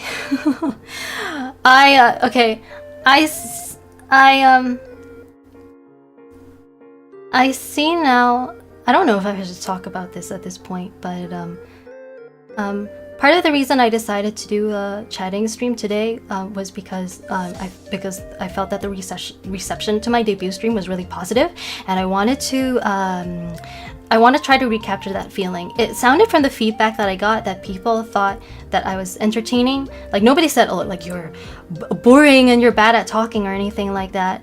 So I came away from my debut thinking like, I must be like an interesting yapper, or maybe I just have a nice voice and people like hearing me talk. But either way, prior to my debut, something that I really wasn't sure of was whether I would have chatting streams or at all, or if I did, how often. But now I feel like it might be fun to have once a week. I think that would suit me well. I guess in the end it turns out maybe I am really just a certified yapper like my senpai, Charis Euphranor, and that would mean that out of the 3 philosophy VTubers, Axaeon is the only one that doesn't do chatting streams. But that's okay. I think Charis and I can more than make up for that. Right now, OBS is telling me that my stream is not doing as well as my gaming streams, but that's okay. It's like not always bad to have like more intimate streams, and yeah, it's not always about like views and metrics, right? Yeah, nobody said I was like, oh, you're boring and like, you know, I hate this or anything like that. Nobody said that after my debut. So I find that when it comes to streaming advice, some people do warn that, oh, before you debut, and especially if you want to spend a lot of money on your debut, you should make sure to do a practice stream. You know, to do practice streams beforehand. Make sure you actually enjoy streaming before you invest a lot into it. And the thing for me is that I actually have done practice streams. I deleted them now though. As a PNG model. I think a couple, maybe like 2 people have seen it already, at least that I know of, and that's like too many. And no one else gets to see it now. But even though there were streams where like, you know, nobody showed up, I was streaming to like basically 0, you know, viewers, and there were no comments in chat, I did enjoy it. So I already knew going into this that like I'm the kind of person that I'll have things to say on stream. I'm not gonna be just like monotone and silent the entire time. So yeah, it's all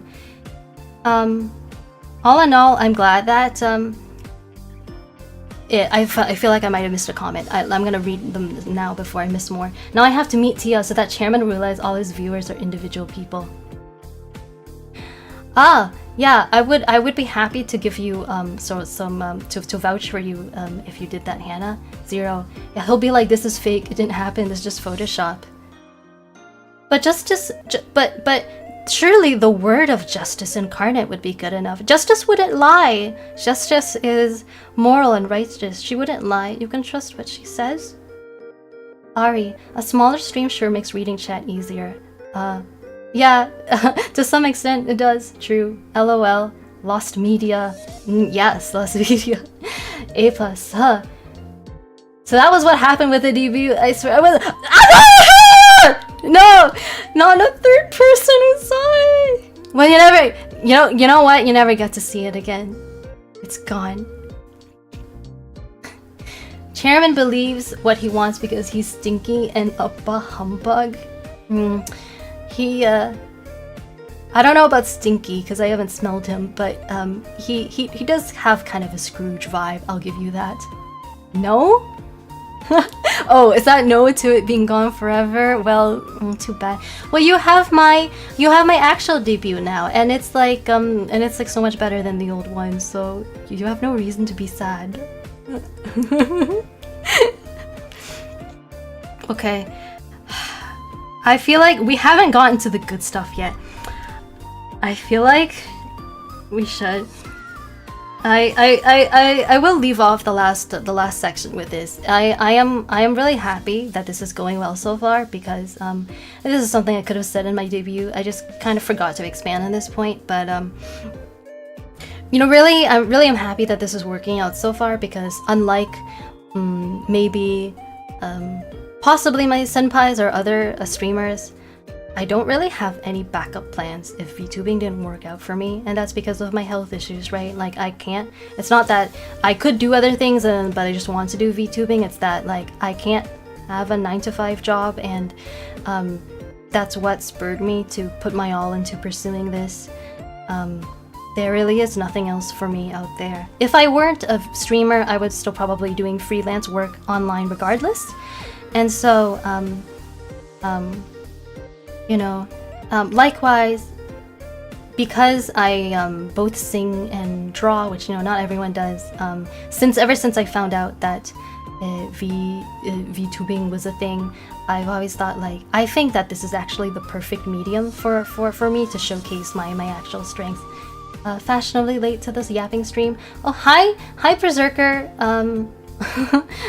I feel like you have a habit of being fashionably late, but that's okay. Like VODs always exist. I'm honestly happy to just to get to greet you at all. Actually, I was actually in the first part of the stream, the first half of the stream, I was like reading over comments from my debut stream, and I saw yours, and I was like, I actually wanted to ask, like, how did you find me? Was it through Reddit or somewhere else? Because I don't know you from my before my debut, so I like to ask my viewers where they come from for both for analytics purposes, but also because I want to know people. I think it's really interesting, and I really yeah. So if you want, you can tell me how you found my debut stream. Ari, we'll be rooting for you all along, whatever small comfort that may be. Oh, thank you so much. That is so sweet of you to say. Zero. A lot of VTubers have chronic health issues, and I feel like the nature of VTubing is the reason why they are so drawn to it. It's I think that is definitely a part of it. Yeah, it is really, VTubing is just really accessible and kind of like a lifeline for a lot of people like me. Berserker got here from Era. Ooh, reset Era member. Oh well, hello then. Thank you.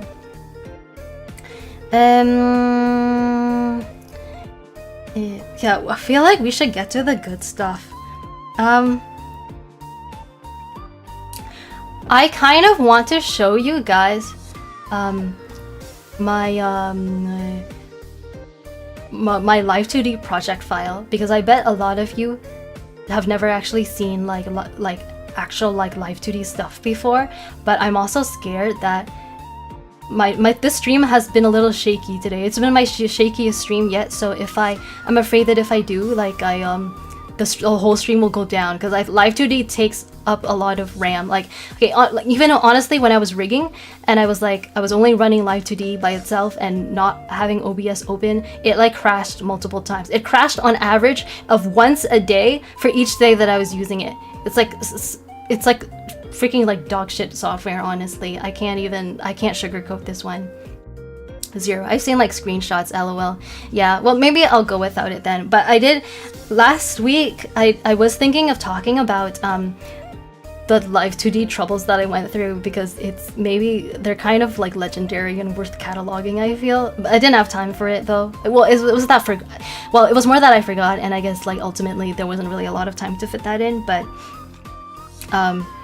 yeah, so I started rigging my model on like, I think maybe Tuesday or Wednesday, and then I finished on Saturday. So in total I spent like 4 or 5 days on it, and I worked on it for probably around 50 hours in total over the course of that time, so maybe an average of like 10 to 12 hours a day. So I was really hustling, and it was hell. Like Live 2D as a Live 2D is honestly one of the worst software I've ever used. It is like it's first of all, it's like full of bugs. Like one thing that happened was, like, thankfully this was already close to the end, so it didn't really affect that much. But one random thing that happened was, like, I think on the last day that I was doing the rigging, somehow the software automatically, like, it sort of like deleted all my deform paths, and then like it changed the number of, like, I think Bezier divisions on all my warp deformers. So thankfully I was already done with using the deform paths. If I was still planning to edit them, that would have been really bad and set me back a lot of time. It just deleted and changed all that stuff by itself. I literally didn't tell it to do anything, and I didn't. There was no way to reverse it. It kind of just happened automatically at some point. I was like, what the hell? Like, why is this happening to me? And then like, and then it also crashed like 5 times. And then it And the last thing that I did on my model was my physics. I actually did that very, very last minute. I stayed up late on Saturday night to do them, and I finished the bangs, right? And then I was going to do the side locks next, and then I made the first warp deformer on them for the physics, like side locks shake X was like the name of the deformer. And then once I created the deformer, it like for some reason it fucked up the draw order of my layers. So for some reason, layers that were supposed to appear underneath like popped up on top. And no matter what I did, I couldn't stop that from happening. It was like already like 2 a.m. and I was so tired. I looked at my screen and I was like, and then I decided like this is a sign from the universe to just like throw like just call it quits and call it a night and just debut with this rig, just whatever I've got at the moment. And that was what I did. So and then actually, have you guys, for those of you who have been tuning into my streams since last week, do you notice anything different about my motto today? Do you? Especially if I like if I tilt my head like this. Ari, I have absolutely zero understanding of the intricacies of VTubing besides the basics of model moves when you do, Hannah. I'm so bad with drawing, so I can't even imagine drawing your own model, let alone rigging it. Yeah, I thought maybe you guys would be interested in hearing some of the behind the scenes of Live 2D. But so in case you didn't notice what is different about my model today, first of all, there's more physics. So I finally added the physics to the side locks, as you can see, so they move along with my bangs. It looked a bit unnatural before. My bow also has a bit of movement. I think it's more subtle. And then, but probably the most obvious change. Oh, I also updated the textures a little bit because I don't think anybody noticed this last week because nobody pointed it out, but when I was like zooming in close, when I was doing a close-up of my model last time, I like saw there was a transparent part on my breast, and I was like, what the fuck? Why is it see-through? It was like completely unintentional. I think it was like because I didn't notice at all on the project file in Clip Studio Paint. So I think what happened was that like when at a front angle, it's like not perceptible. But the problem is when I turn to the side, there's more distortion, right? Because the textures get deformed, and so when a part that was small, it's the part that's small when it's at a front angle turns big when I turn to the side, and then it would like became a lot more obvious, and I was like, I have to fix that. So I did clean up some of the textures a bit and fix things like that. So yeah, no more like hopefully no more see-through weirdness. Ari, I think we have more jiggle now. Straight man comment, straight man moment. Are Zero really Asher's LMAO? Yep, yeah. If you really want, if anyone's really curious, if you really want to, you probably you can always go back to my debut and look for it because it's there. I can't change it now. Zero straight man comment for real. Yeah, I updated the physics a little bit. It was actually something I did on a whim this morning. And then yeah, I also added Z angles to my model. Reason for that is, so first of all, what are Z angles? So in when it comes to sort of live 2D terminology, X angles refer to horizontal. So when I turn to the side like this, these are the X angles. And Y angles likewise refer to the vertical. So when I turn up and down like this, those are the Y angles. And then Z angles refer to tilting movement. So like this. Like so that's me trying to like tilt side to side. Do you see that movement? So it's separate from the X and Y and like sort of axes, right? This is kind of like the 1.1 version of my model, right? So in the 1.0 version, I didn't rig the Z angles because like I was struggling with them and ran out of time. I decided to though actually because of after I watched Charis senpai's chatting stream on Monday, and I noticed like having his model having Z angles actually. Oh no! Well, now I'm frozen. Clearly, the right time to be frozen when I'm talking about Live 2D. Z angles, and it makes him look more expressive because you can see him like tilting back and forth, and it actually helps make him look more like tired. Like if he's tired and he's like slouching or something like that, it helps helps that come across. Oh, not again. And I figure like, you know, yeah, since I have health issues and like sometimes I'm also like flopping around, it would like add a nice touch, and it helped my model, I think, look a bit more natural and less stiff, because it's a whole nother dimension of movement, right? Alright, I'm gonna be honest, I watch a lot of the streams on phone and with shitty dorm Wi-Fi, so I wouldn't notice small details like that. And yet you noticed the jiggle, you had something to say about the jiggle physics. So what does that say about you, huh, Ari? Ari, also, well, I'm sorry, I'm a straight man, it's a thing. That's easier to notice. I don't know. No judgment. I'm not. It's not. There's nothing wrong with it. It's just something that I observed. Axaeon had to leave the stream for a second, but just got back. Oh, welcome back. I think you just missed me being frozen like twice, so nothing much. It's jiggle noticer. Okay, what else? Do I have anything else to say about Live 2D? I feel like I should wrap this section up. Oh, here's the thing. I actually had nightmares about Live 2D after my debut. It was so terrifying. Like, and you might be wondering, like, what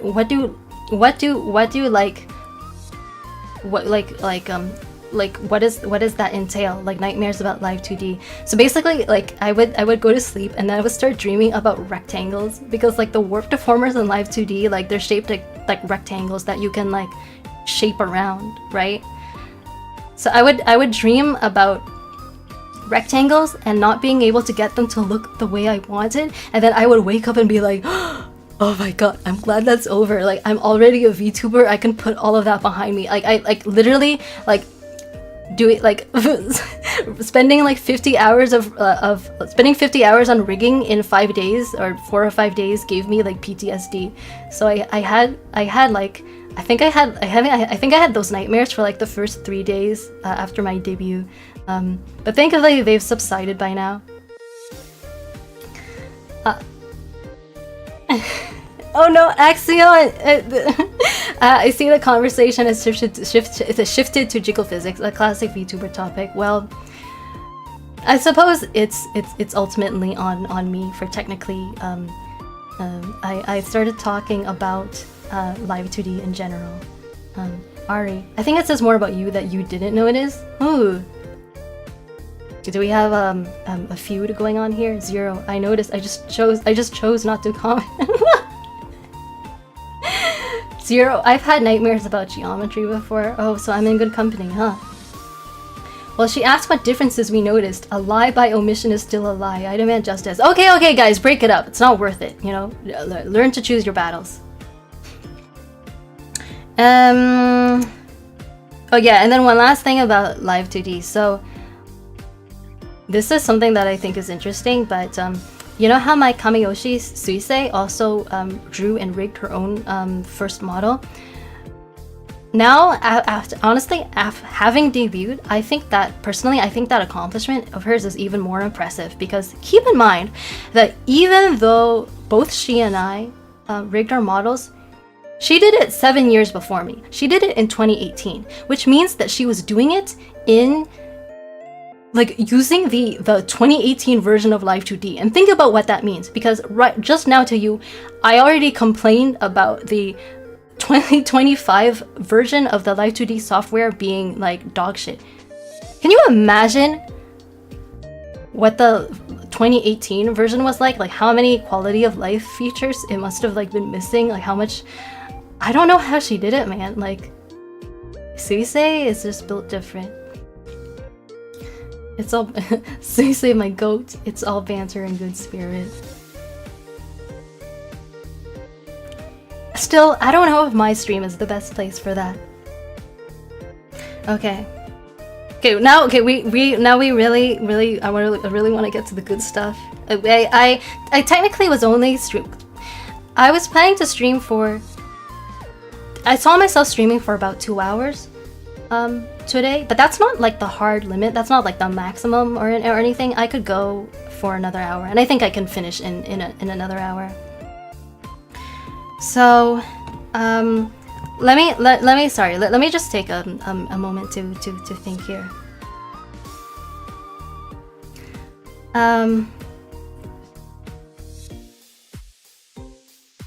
So did you guys know that Charis Euphranor made me cry? I wanna let you guys, or maybe I should provide context right away because there is context, or should I let you guys react to that first?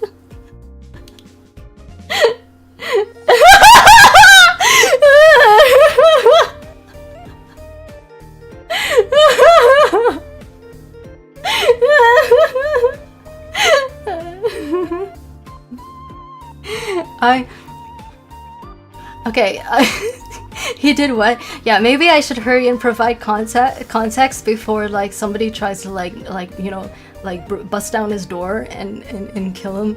So what happened was I already mentioned that Charis's yapping stream last Monday and that I watched it.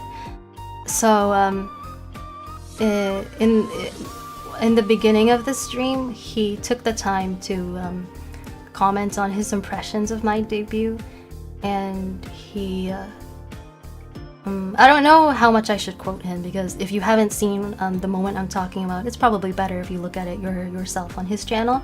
But he basically he talked about how my passion, how I think that he admires the passion, like how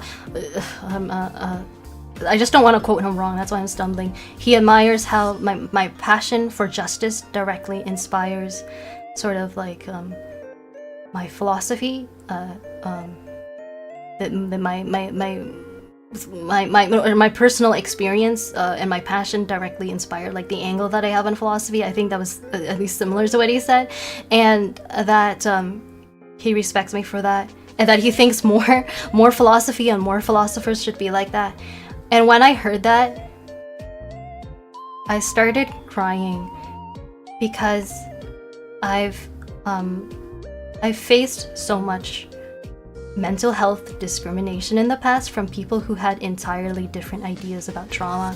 Like, I could basically so much as mention the word trauma and they would basically be like, oh well, now you're oversharing, you're saying too much, you know, we don't like this. And then they would basically lock me out and push me away. And you know, that's kind of always been a point of, I guess, insecurity for me for years now.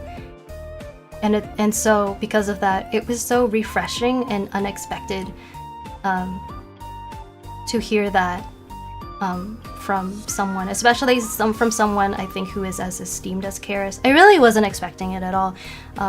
I expected that he might say a few things about my debut, but maybe more along the lines of like, I don't know, well, the music was good, or you know, the lore was good, or something like that. I didn't expect him to say that kind of thing, but honestly, they were tears of joy. I had a very cathartic cry, probably like one of the most cathartic cries I've ever had. And I felt, but in the moment though, I felt so stupid. Honestly, I felt so silly because like I was crying, and then like I didn't want to say anything. I didn't want to tell anyone that was crying because I didn't want Charis to stop. I didn't want anyone to feel bad for me. So I just kind of sat there silently crying, like while like I was like watching. I was like crying while watching this like silver-haired anime man with like a porcelain complexion and like glasses, and I was sobbing. It was so absurd. So yeah, don't cancel Euphranor. What? Just Charis Euphranor. Oh, that's that's wholesome as fuck. Actually, that's so sweet. Yeah. Well, so yeah. So he didn't make me cry for a bad reason. Like, so if because if he did, then, you know, I'm sure you guys would like want to have his head, but it wasn't like that. Ari, I was actually just reading some how do you pronounce that? Cult about the subject of the restraining these kinds of talks to very specific spaces and times. I think we should talk about it more openly. Yeah, I think so too. I don't want to go into the whole, you know, shebang about trauma right now, because that could very much be take up an entire stream. But yeah.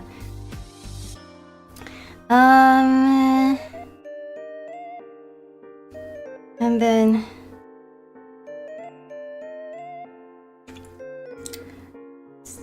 I think, since I've already started talking about my senpai, I think I'll continue along this path for now. And this also relates to the behind the scenes of my debut. So I was thinking about this, and like during my pre-debut sort of era,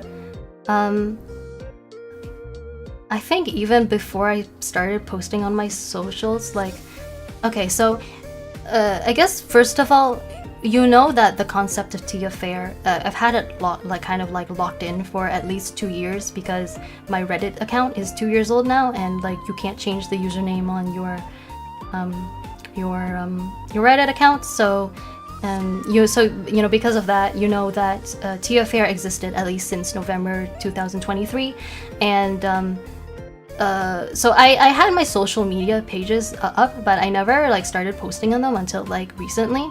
And it's funny because in light of that, that means that the earliest sign of like me existing and actually like saying things beyond my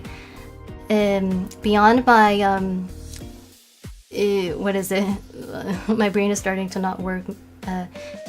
Yeah, beyond just my pages existing is actually probably my like participation on Axaeon's channel, because I was there for Axaeon's debut. I was there since day one, and I've been posting since like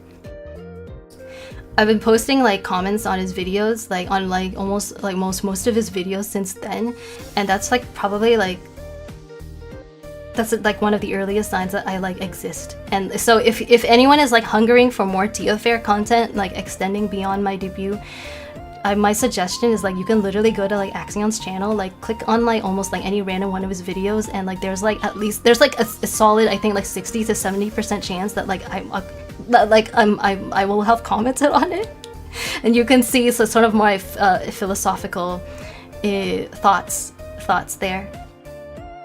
Ari says, oh yeah, I noticed when you were present in the Charis chat, you had a CH period ending. I thought there was something sus going on. Yeah.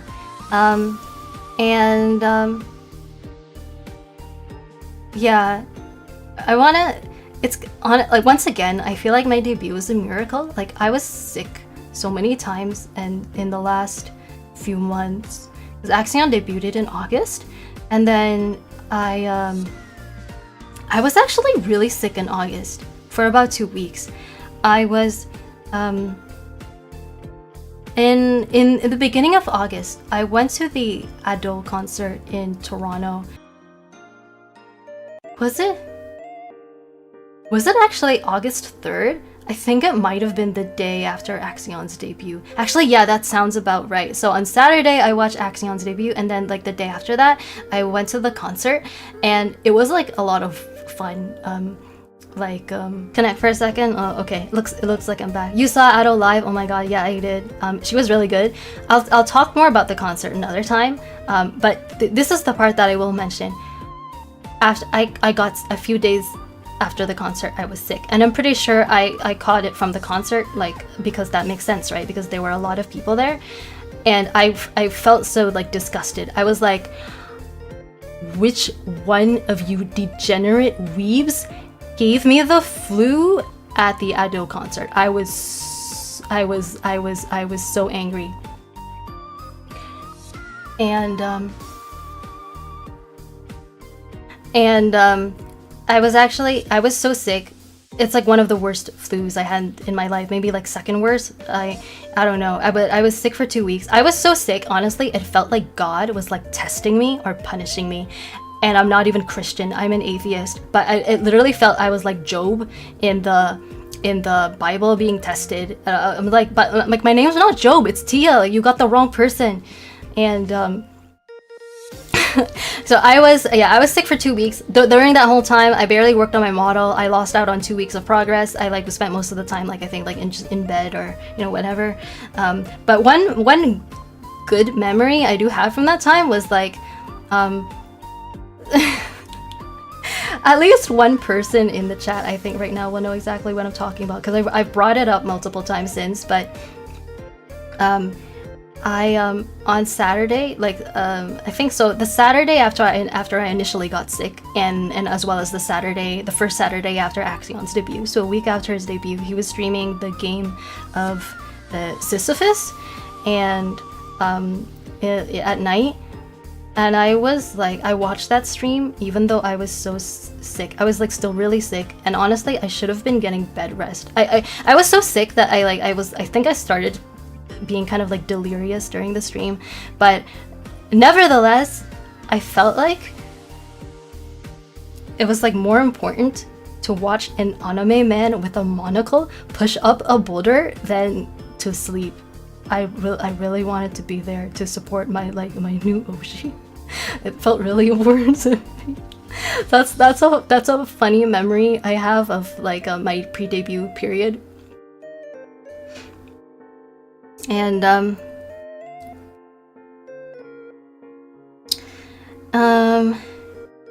another thing, I don't know if I will talk about everything that because I wrote like a list of like topics I wanted to cover today. I did the same for my debut stream to say that I like just to make sure I didn't miss anything super important. Apa says, can't say I don't understand the feeling. Yeah, I think it's probably a common feeling among VTuber fans. This is a story I mentioned. Some of you will have heard it before. I kind of just want to chronicle it on stream though, because it's so funny. Axaeon says, wow, that really means a lot, Tia. Thank you. I feel like I'm just glad that I think it's just I'm such satisfied that sort of like what it was like for me, from my perspective at the same time, because I think it's just funny that I did that. I don't necessarily want anyone to feel bad for me. I just think it's just funny that like in my mind, like somehow watching an anime man with a monocle push up a boulder was more important than sleeping. Like it just felt that way to me at the time. Zero, you're so real for that actually. Oh, thank you. So sometime before my debut, since it seems like most of you here know Axaeon and Charis Euphranor, my philosopher VTuber senpai, and I am the third philosopher VTuber, so I got to know both of them, or at least speak to them, like leading up to my debut. So and it kind of like at some point it occurred to me that there was gonna be 3 philosopher VTubers, and I thought that was kind of like interesting, or I must have, because before my debut I had a dream one night that all 3 of us were renting like an Airbnb together, and most of the dream was just me waiting for the other 2 to show up, especially Charis. I actually had the chance to tell Charis about this on voice chat in the library of Alexandria, and I think he found it like both funny and also eerie that my dream version of him was so accurate to the real thing, especially the part about being maybe about having a streak of tardiness. Yeah, and then most of the dream was just waiting for them to show up, and then like I think they showed up for like 5 minutes, and then I woke up where we didn't even get to do anything. But it would be like, I don't know. I just think that's a funny dream, and it spawned a bit of interesting discussion about VTuber designs and aliases, because Charis wanted to know how I looked, or no, sorry, how he looked to me in my dream. Since I don't know what he looks like in real life, I only know him by Charis I know what Axaeon looks like in real life though. And I told him we all just look like our VTuber models, which was pretty fun in and of itself. Yeah. And Ari says, there's something beautiful in the fact that we, despite differing circumstances and challenges in our lives, set time aside to watch anime people talk and play games and bond over that. Oh, I couldn't read the last word for a second. One of us. Yes, I am one of you. I've been a VTuber fan for 4 years now, starting in 2021 when I saw Inogami Korone stream of Metroid Dread. Yes, so I've been watching Hololive streams for years just as a fan. I can't say I have ever been into indie VTubers as much as I am now with my 2 philosopher VTubers senpai. Now my hours spent watching them lately has been far outstripping my hours spent watching agency VTubers. Be flattered.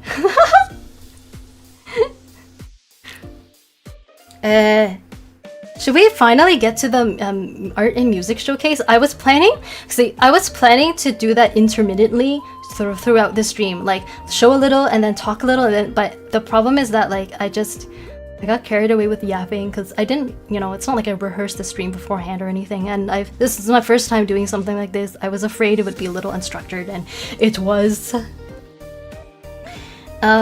There's more I could talk about in terms of philosophy, but maybe I could save that for after if I still feel like it. There's one more sort of more philosophical thing that I could talk about, but maybe it's time to actually show off some stuff, because I'm sure that's what you guys have been waiting for. I want to talk about my my birthday, because if you recall, my birthday was last week, and I did do a small in real life celebration. Full disclosure, or like originally, like months and months ago, I was thinking that I was going to do a bigger in real life celebration because my big 3-0 was this year, and I thought that I should actually do something bigger than what I normally do to celebrate reaching hag age.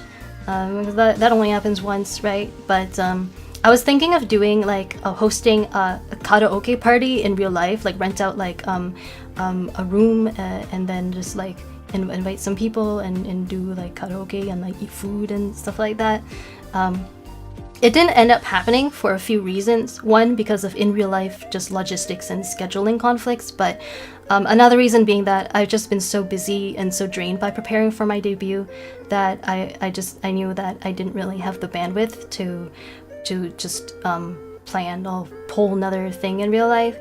And I don't really regret it so far, because I think that this debut was just absolutely unreal, and just getting so much positive on my tension on my birthday like this is already just the ultimate birthday present, and just already such a huge celebration. Like my debut was already like the celebration of me preparing and working hard over the course of 2 years. So yeah, I don't know if like doing a big party in real life would have added that much more to it. I think that this was already so meaningful to me. Zero, congrats on becoming 30. Shh, not so loud. But I did do a small celebration just at home, and I wanted to show you a few photos from that. So first of all, ta-da! Look at this! What do you guys think this is? So this was actually a gluten-free homemade birthday cake that my husband Leon made for me. It's if you recall, I am allergic to gluten, so these days whenever I want to eat a birthday cake, it either has to be homemade or be ordered from a specialty store. I can't just buy a cake from any old store and eat it. Axaeon, maybe a caterpillar. You got it right! Sasuga, Axaeon senpai, you of course you would be so insightful as to recognize the form of this cake. Berserker, that looks amazing. Yeah, I know, right? he worked, my husband worked so hard on it. This was actually the 3rd cake he made that week. He made 2 practice cakes just to make sure that he would get it right, because he made this recipe once before in the past, not caterpillar shaped, but it went kind of wrong. I think actually he might have made it last year for my birthday and it didn't turn out quite right. It was still edible, just like not as good as it could be. So this time, like this week, he like baked the same recipe multiple times just to make sure it was right. I didn't ask him to like put so much dedication to it, but he did anyway just for me. And I requested for it to be in the shape of a caterpillar, and the reason for that is you know what? Since we've been running for a long time, I think that's a story I can save for another stream. But there was a specific reason I wanted a caterpillar cake, and he was like, when I said that, he was like, how old are you again? Ari, yo, that's so cute. Actually, looks like a water bear to me. Oh, yeah, I can see the water bear resemblance to Asher's. Is that dragon fruit? Yeah. So he carved the face from a slice of dragon fruit. And yeah, as you can see, he decorated with a lot of fruit. Honestly, it tastes even better than it looks, and I don't think that the camera angle was really did it justice. I think because of the shape, it was hard to really get the whole thing on camera, but it looked great and it tasted even better. It was probably like might be the best cake I've ever had. Part of that is just because of the sentimental value, I will admit, because I know a lot of work went into it and stuff. But it was actually like really good. He outdid himself. My husband likes baking and stuff, but I would say that he like outdid himself with his recipe. It's like essentially a Swiss roll cake. So it had like icing inside. I thought caterpillar, but the face looks like a bear to me. It does kind of look like a tardigrade too. Yeah, I can see the resemblance now that you say it, Asher's. How thoughtful. It looks so cute. Interesting choices. Aw. The red plate matches your VTuber aesthetic too. I don't know if he picked a red plate just by coincidence or because he was thinking of me. That part I don't know. I never asked.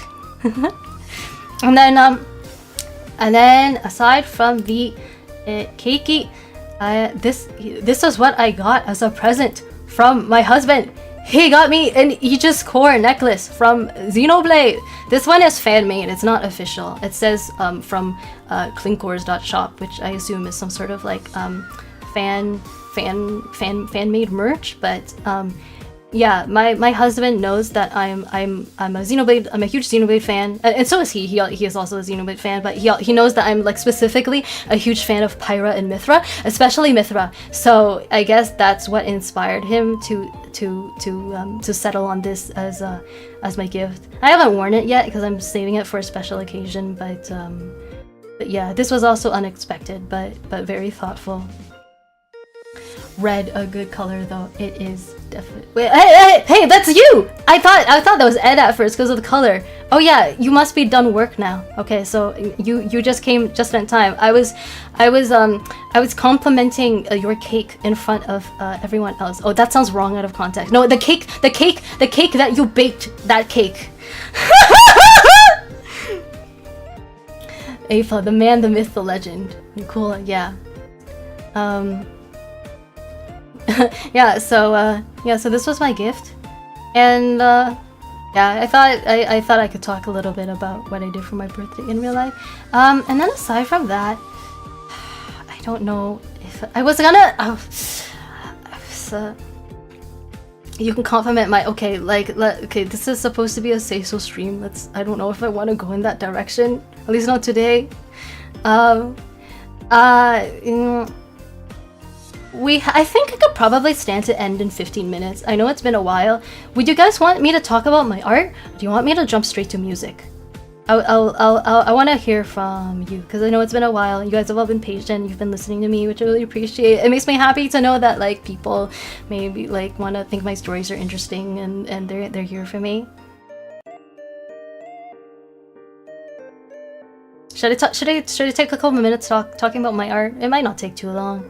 If you want to see, because my idea was that maybe while I'm waiting I'll just talk about my idea. So my idea was that every week I would do a stream that was like both a chatting stream and an art and music showcase stream, rather than just chatting, because I don't know if I want to do a pure chatting stream, because I have similar concerns as Axaeon senpai when it comes to that, which is that like I do have a concern that like if I just chat the whole time, like maybe it'll go nowhere and there won't be like enough of a focus. But if but I think that it makes it more interesting and personal to me if I also use it as an opportunity to just show some of the things I've been working on lately, like art and music wise, and just take the time to talk about them, like provide an artist statement and that kind of thing. Because in order to accomplish that goal, it does mean that I do have to like draw or make something at least once a week, which could be a tall order, but I think so far I am managing to keep up with that. We'll see how that goes in the long run, but that I think that is an idea that I have for my channel. You might have seen by now that this stream is branded as a show and tell type stream, so I think I would like to continue doing that and have that be a mainstay of my channel. Art. So that's a vote for art? Not today? What unsay-so things do you have planned for other days? I don't know. Well, maybe the moon will strike me another time. Berserker, I'm interested in both. I'd be interested in art. Okay. Well, it's nothing that you guys haven't seen before. It's mostly, I think this is mostly just gonna be me talking about things that I've like drawn recently and probably already shared in other places, but I'm embarrassed now. Why am I okay? Oh, I don't know why I'm embarrassed, even though like I'm the one that drew these. But like maybe it's like a different feel if I can just draw it and then like leave it on social media and like ignore it, and like if people comment on it, then it's whatever. Versus like actually needing to like face up to like the horrors that I've created with my hands. Okay, well actually, maybe not all of you have seen this, so maybe I will show it on my stream. No, actually, now I'm hesitating. Okay, I had two things. I had two art things prepared. I'm not sure if I'll show both, but at least show the one. So, this has been shown on YouTube before. I figured it should at least make an appearance on my channel. I was debating over whether I should bother showing it on my channel or not, and I thought like, you know what, I think I cooked with it. I think I should probably take ownership of it and try to be proud of it. So Asher says all your flaws on display for us to critique. Yeah, I think that's what I'm worried about. You know, I'm self-conscious. But so I think most of you have seen this before, but here it goes. I want to present it on my channel and not just someone else's channel. Tada! Kochira! So this was the gift that I drew this year for my senpai Axaeon's birthday, and I thought I could take a bit of time to talk about like the story behind the making of this picture, because most of you have seen it already, that much I know, but nevertheless. This Axaeon's birthday was on October 27th, so it was before my debut. So originally, at some point, I was hoping to debut before then, so that I could like maybe take time to work on his present with less pressure. But I had to push back my debut to my own birthday, and what that meant was that I had to specifically take time away from working on my own model to draw this. And as a result, I was so stressed. I literally had a panic attack on Axaeon's birthday. I had a panic attack the day before his birthday. I had a panic attack the day after his birthday for some reason. In total, I spent about 24 hours working on this illustration. Maybe, actually maybe a bit less. No more than 24 hours though. I started on like Sunday night. I finished on Monday night, like literally just before his stream. And it's not that the picture was truly what I would consider done. I just kind of was out of time at that point, right? I wanted to give him an opportunity to show it on stream. So I kind of like, I called it at 7 o'clock p.m. my time. And yeah.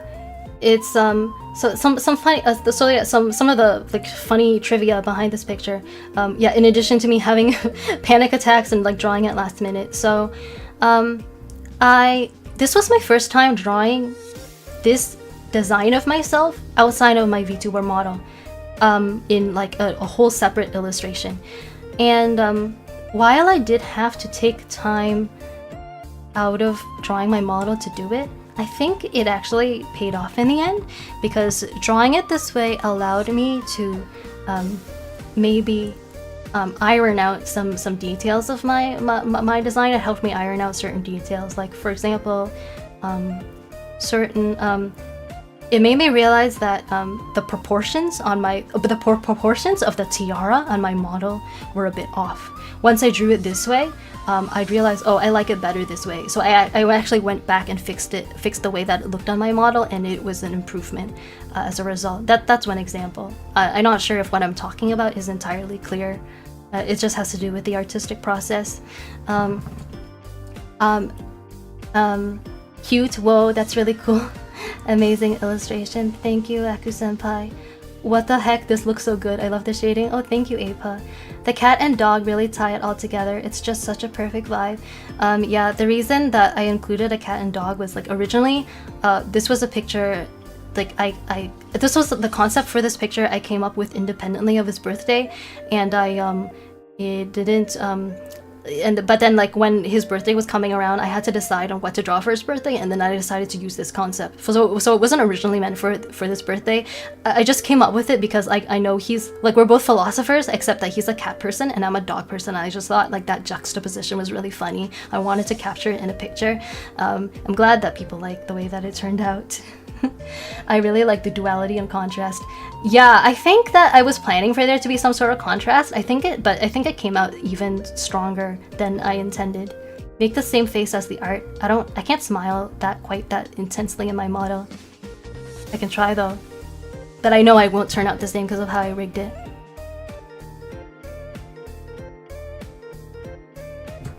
My model doesn't even let me smile all the way right now. I don't know why. It won't let me close my mouth. Oh, it does when it does when I don't smile. But if I smile, then it won't let me for some reason. And yeah, and then another scuffed thing about this picture is that the animals are blobs. They don't have hands and feet, or sorry, arms, not hands. They're animals, so not hands and feet. You know, they don't have limbs. They don't have legs. I just focused on using references to get their faces right, and then I got lazy on their bodies because I didn't have a lot of time. I don't have a lot of experience drawing animals, so yeah. That's and I also did not draw Axaeon's space cape because I once again I didn't have that much time, and I also figured like the composition might be improved without it. And but then a third reason is also like his space cape looks expensive, so I figured he might not want to get cat hair on it. Those are my reasons or slash excuses. Sometimes cats in real life do go into blob mode though. Yeah, although I'm not sure if they do when they're being held by people, but that's not something I would know as a non-cat person. I can say though that some dogs also do go into loaf mode, especially Shih Tzus, which is just the kind of dog that I'm holding. It's very cute. Anything else I can say about this picture? I think you guys had the gist of it. I mean, all in all, something I'm like disappointed with is that I just didn't have enough time to work on this picture. Loaf mode activate, yes. Yeah, this picture was rushed, so it might not look this bad from this distance, but if you zoom in all the way, you can see that the lines are like unfinished. Because a challenge for me going forward is to figure out how to draw faster, because I think you guys could agree that I'm pretty proficient with art, so my problem right now is not like necessarily getting better at art, although there's always room for improvement, but I need to learn how to draw faster, because this model took me like 3 or 4 months to make, right? And I can't spend 3 or 4 months on every piece of artwork I want to do. That's not realistic. So I need to somehow figure out how to maintain the same level of quality while increasing the quantity. And I've realized that I'm gonna need to experiment a lot to figure out how to make that work, because I do want to be prolific and consistent in my output. My goal is to at least draw like one thing a week, and to do that, yeah. So I've been feeling, yeah, you might be surprised to hear this, but I've been feeling self-conscious about the way my art looks lately because I can't spend, you know, I have so many different things to do that, you know, I can't spend a lot of time working on each thing. But the nice thing is that with each piece that I do, I learn a little bit more about how to optimize the process, and I'm trying to get better at looking at setbacks not as failure but as steps to success. It's something that I'm working on. No, I feel that though. Yeah. Oh, was I frozen for a split second? Yeah. Honestly, I was hoping to get a lot more work done this last week, possibly draw more. I was hoping to have my reference sheet done for today, so I could show it to you guys. But it's not done. I haven't worked on it at all. I've actually been more tired than I expected this week. I've managed basically just to keep up with the work that I absolutely had to do, the stuff that was absolutely urgent, like making thumbnails, and I haven't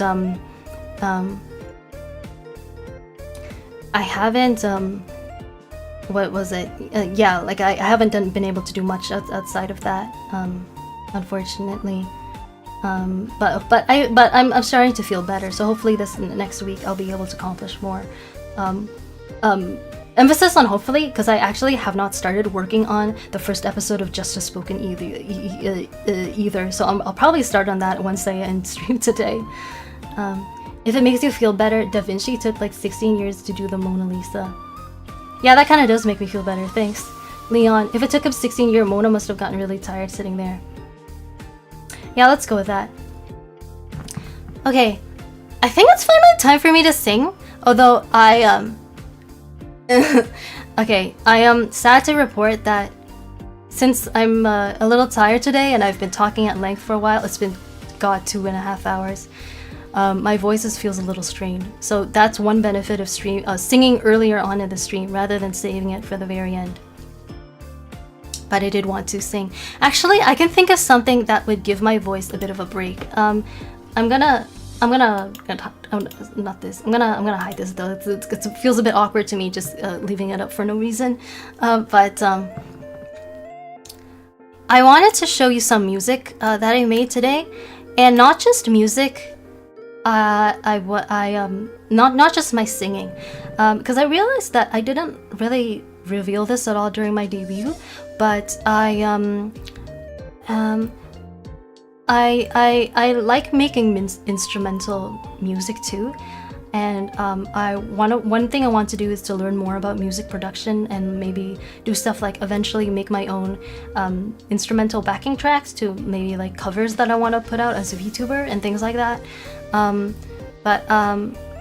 For years I've been interested in like arranging and music, and by the way, I am like a self-taught musician basically. I'm not like a formally trained musician, so everything I know about singing, or well, actually when it comes to singing, I didn't go into my singing background last time, but I used to take a few singing lessons years ago when I was like in university, but on the whole I would say I'm probably at least 50% self-taught. I'm not sure I would truly classify myself as a trained singer.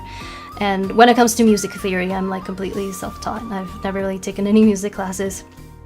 But I've always loved music, and I realized I never I didn't touch on this in my debut, which I wasn't trying to hide it. I just didn't think of it. But like during the last week, I realized that maybe this would be something interesting to share and that people would want to see. So I thought that to start off with, I would try playing you a piece of instrumental music that I made a long time ago when I was in high school, actually. I don't think I've really shared this anywhere on the internet, so I don't believe that I'm like doxing myself by playing this. Oops, I accidentally bumped my phone. You might probably heard that, but yeah, I don't think I'm doxing. I don't think I've shared this before, so I don't think I'm doxing myself but if I played this for you now. But I made this all the way back in high school, and it's not original music. It's a transcription of a song, like an existing song. So let me just take a moment to check the settings. here.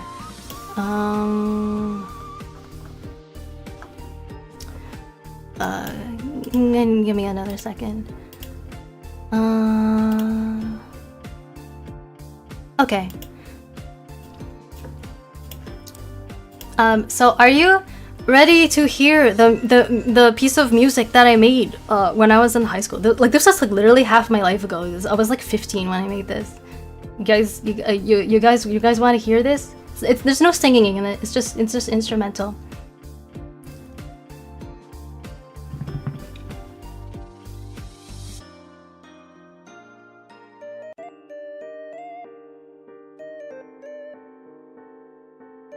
Sure. Okay. Apo says sure. Can't wait. Turn off your backing track though. Oh yeah, you're right. Thanks, Leon. I almost forgot. Okay, here we go. Oh, actually, let me sorry. Let me just change one more last minute thing. I almost forgot. Okay, that should do it. I'm totes here for it. Let's see this artifact of days gone. Okay, here goes.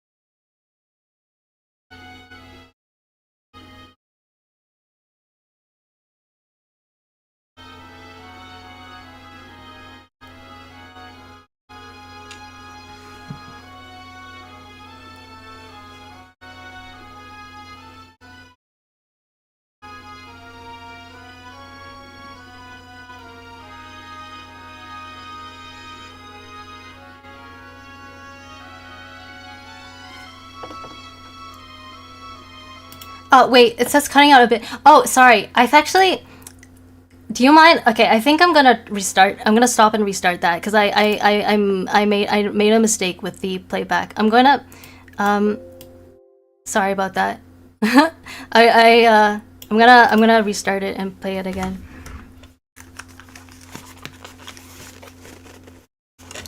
Just give me a minute.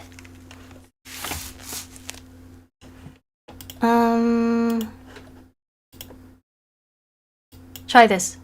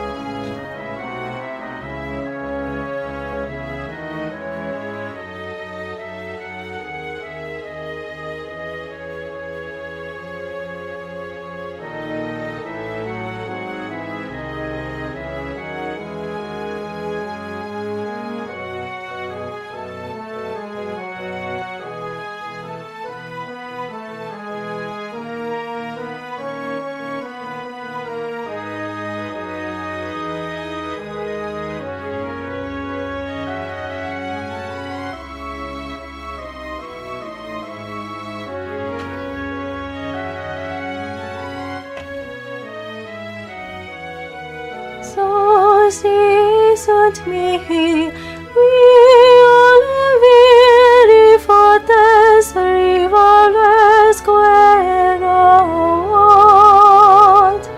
se vese tanto pugnando che splendor cresce.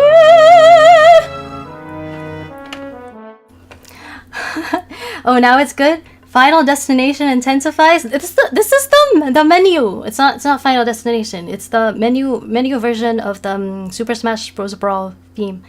Although one thing you'll notice about it is that it doesn't have any percussion. That's because for some reason when I was younger, I didn't care about percussion. Like I wasn't interested in like figuring out how to like transcribe it and stuff. So yeah, no drums basically. Berserker says, this brings back memories. Yo, this is actually a pretty good cover. I can't believe that's what you did at 15. Thank you very much. Peak. Clap, clap, clap. Very nice. Incredible. A version plays there too. What do you mean?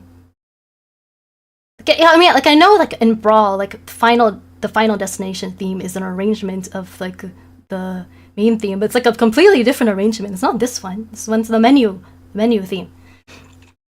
Okay. I'm gonna show one more song, music thing that I've made in the past for today. There are more things that I could show, but I think that I would rather spread them out more over time, rather, like, I mean, one reason, actually, if you give me a moment, maybe I can set up something cool. I'll try to I'll continue talking in the meantime, but yeah, I suppose I could show more today, but I kind of want to spread them out instead of like bunching them all up at once. I think that makes more sense. This one I'm going to sing. So this one is actually more of, unlike the last one, it's a backing track for, so you know how like last week I sang karaoke in my debut stream, but the backing track was like ready-made. So today I'm going to sing another song, but except the backing track will be one that I've made. So this is yeah. And let me just finish. I'm gonna try something here because I think this could be cool. I am back and at home. Yay, Tia singing. Oh, you came back at like literally the best possible time, Hannah. Whatever. Okay. Actually, wait. Give me.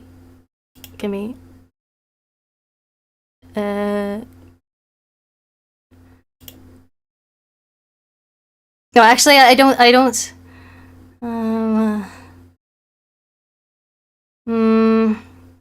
No, never mind. I can't do this. I was thinking about showing you the sheet music because I don't have sheet music for all the music that I made. For this one, it existed, but that might have to be another time. I think I'm just gonna play it and then sing.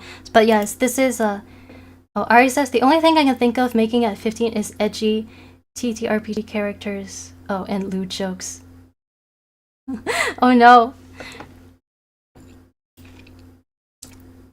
My voice is a little strained right now, which is a shame because I was hoping to do a better job of singing today because I wasn't I was having a bad vocal day last week, and I was hoping to do a better job of representing what I can really do today. I'm not sure if I will, but I will try my best. This is... maybe I will actually just start playing it.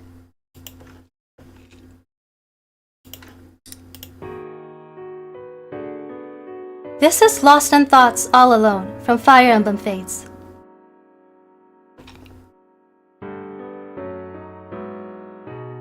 I will sing it bilingually.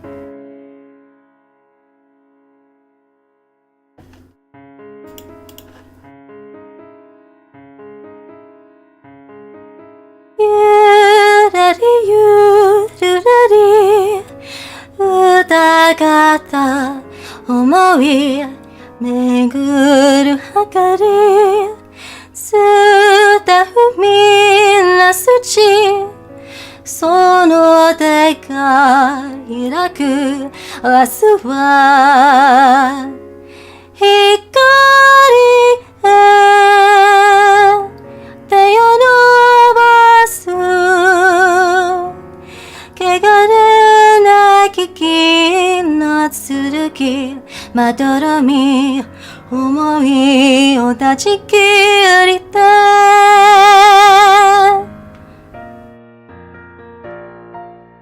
歌うせいつ水晶弱く光散りて闇の去りゆく暁一人を思う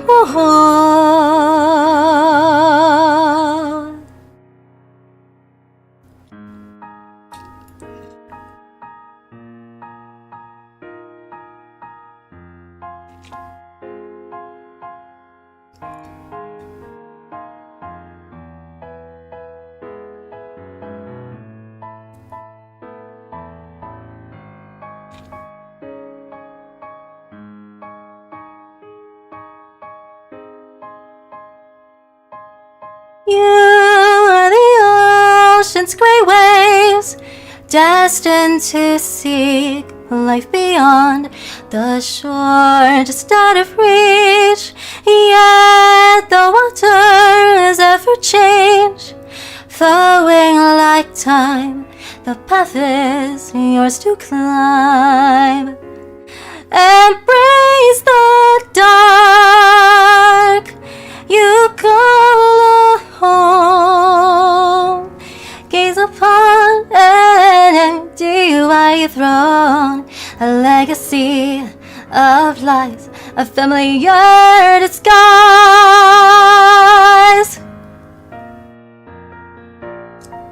Sing with me a song of conquest and fate. The black pillar cracks beneath its weight. A night breaks through the day, hard as a stone, lost in thoughts all alone. 枝道は正しき道、すべてが嘆きも笑顔も恋も夢もきっと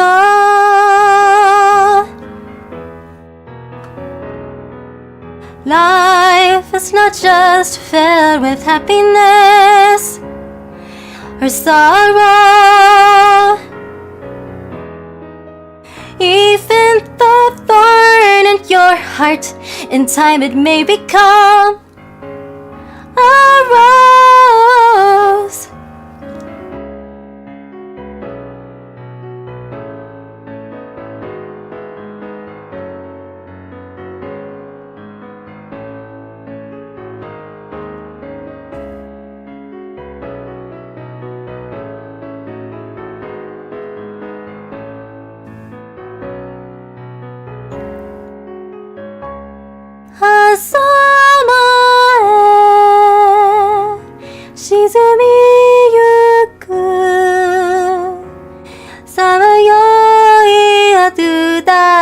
Kokoro 幼き願いを求めてた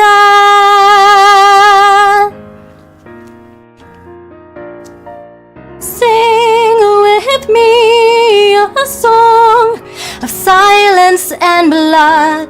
The rain falls but can't wash away the mud. Within my ancient heart dwells madness and pride. Can no one hear my cry? You are the ocean's great waves, destined to seek a life beyond the shore, just out of reach. ついた海の筋、その手が開く明日はゆらりゆるらり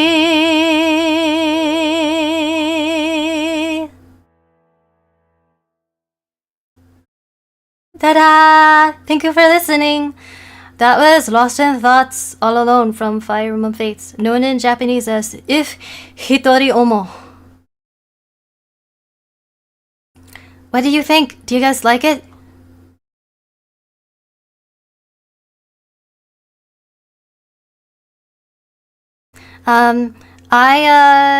This used to be like my favorite song. I was like, Fates is one of my favorite Fire Emblems, actually. I know it sort of has a controversial reputation in the fan base, but it's probably one of my top 3 Fire Emblems. I was like completely obsessed with this game when it came out. I think like 2016.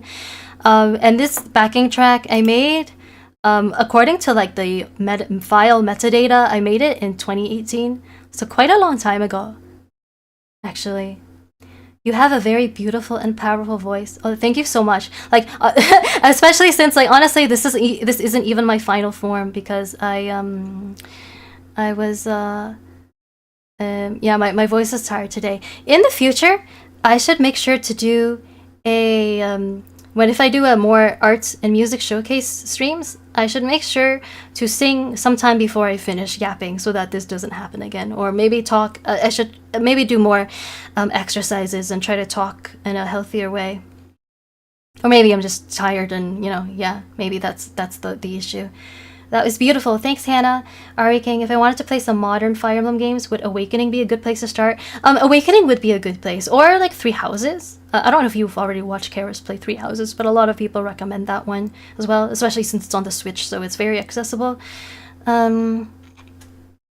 Yeah.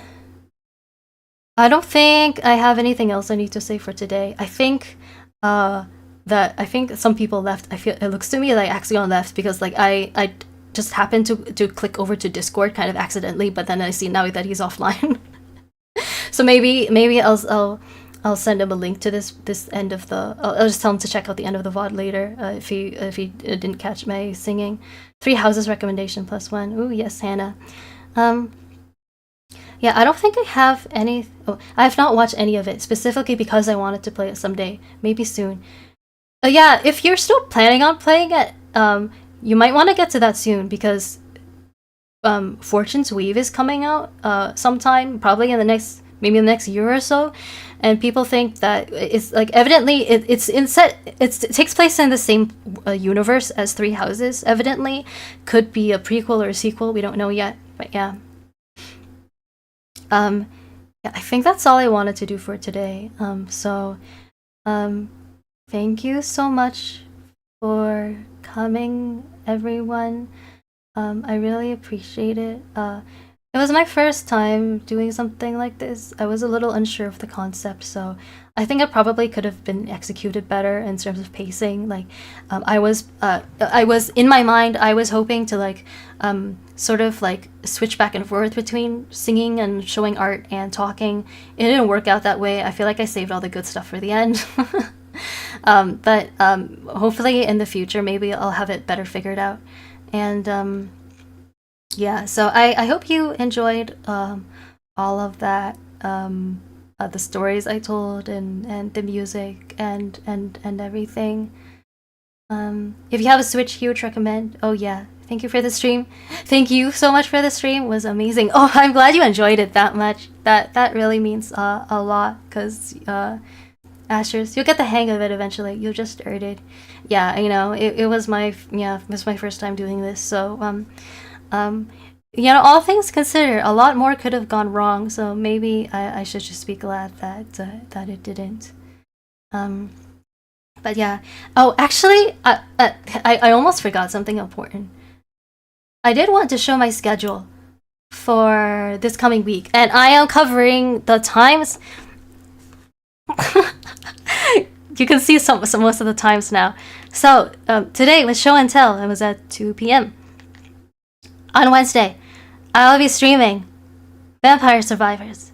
It'll be my first time playing the game, technically, sort of. So I will talk about more about that on Wednesday. But so I hope you guys come because it's gonna be fun.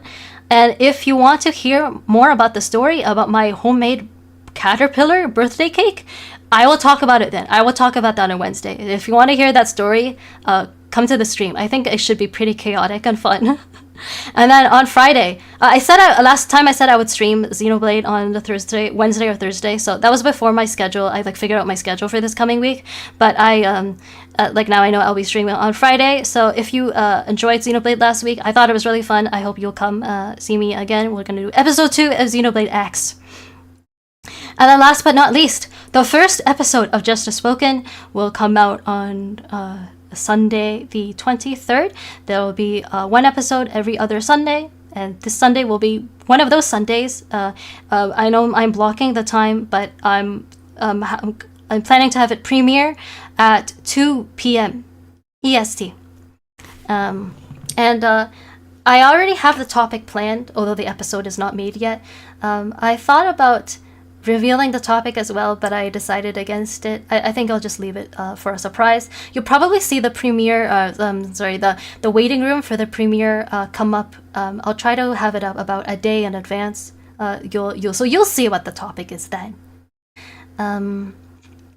Anything else I need to say? And one other thing. Oh, and actually, no, two other things. First of all, the art that you see on this schedule here was made by Grace from Charis's community. She posted it in the library of Alexandria, and this is actually the first VTuber fan art I've ever gotten. And when I saw it, I was like, oh my goodness, this is adorable.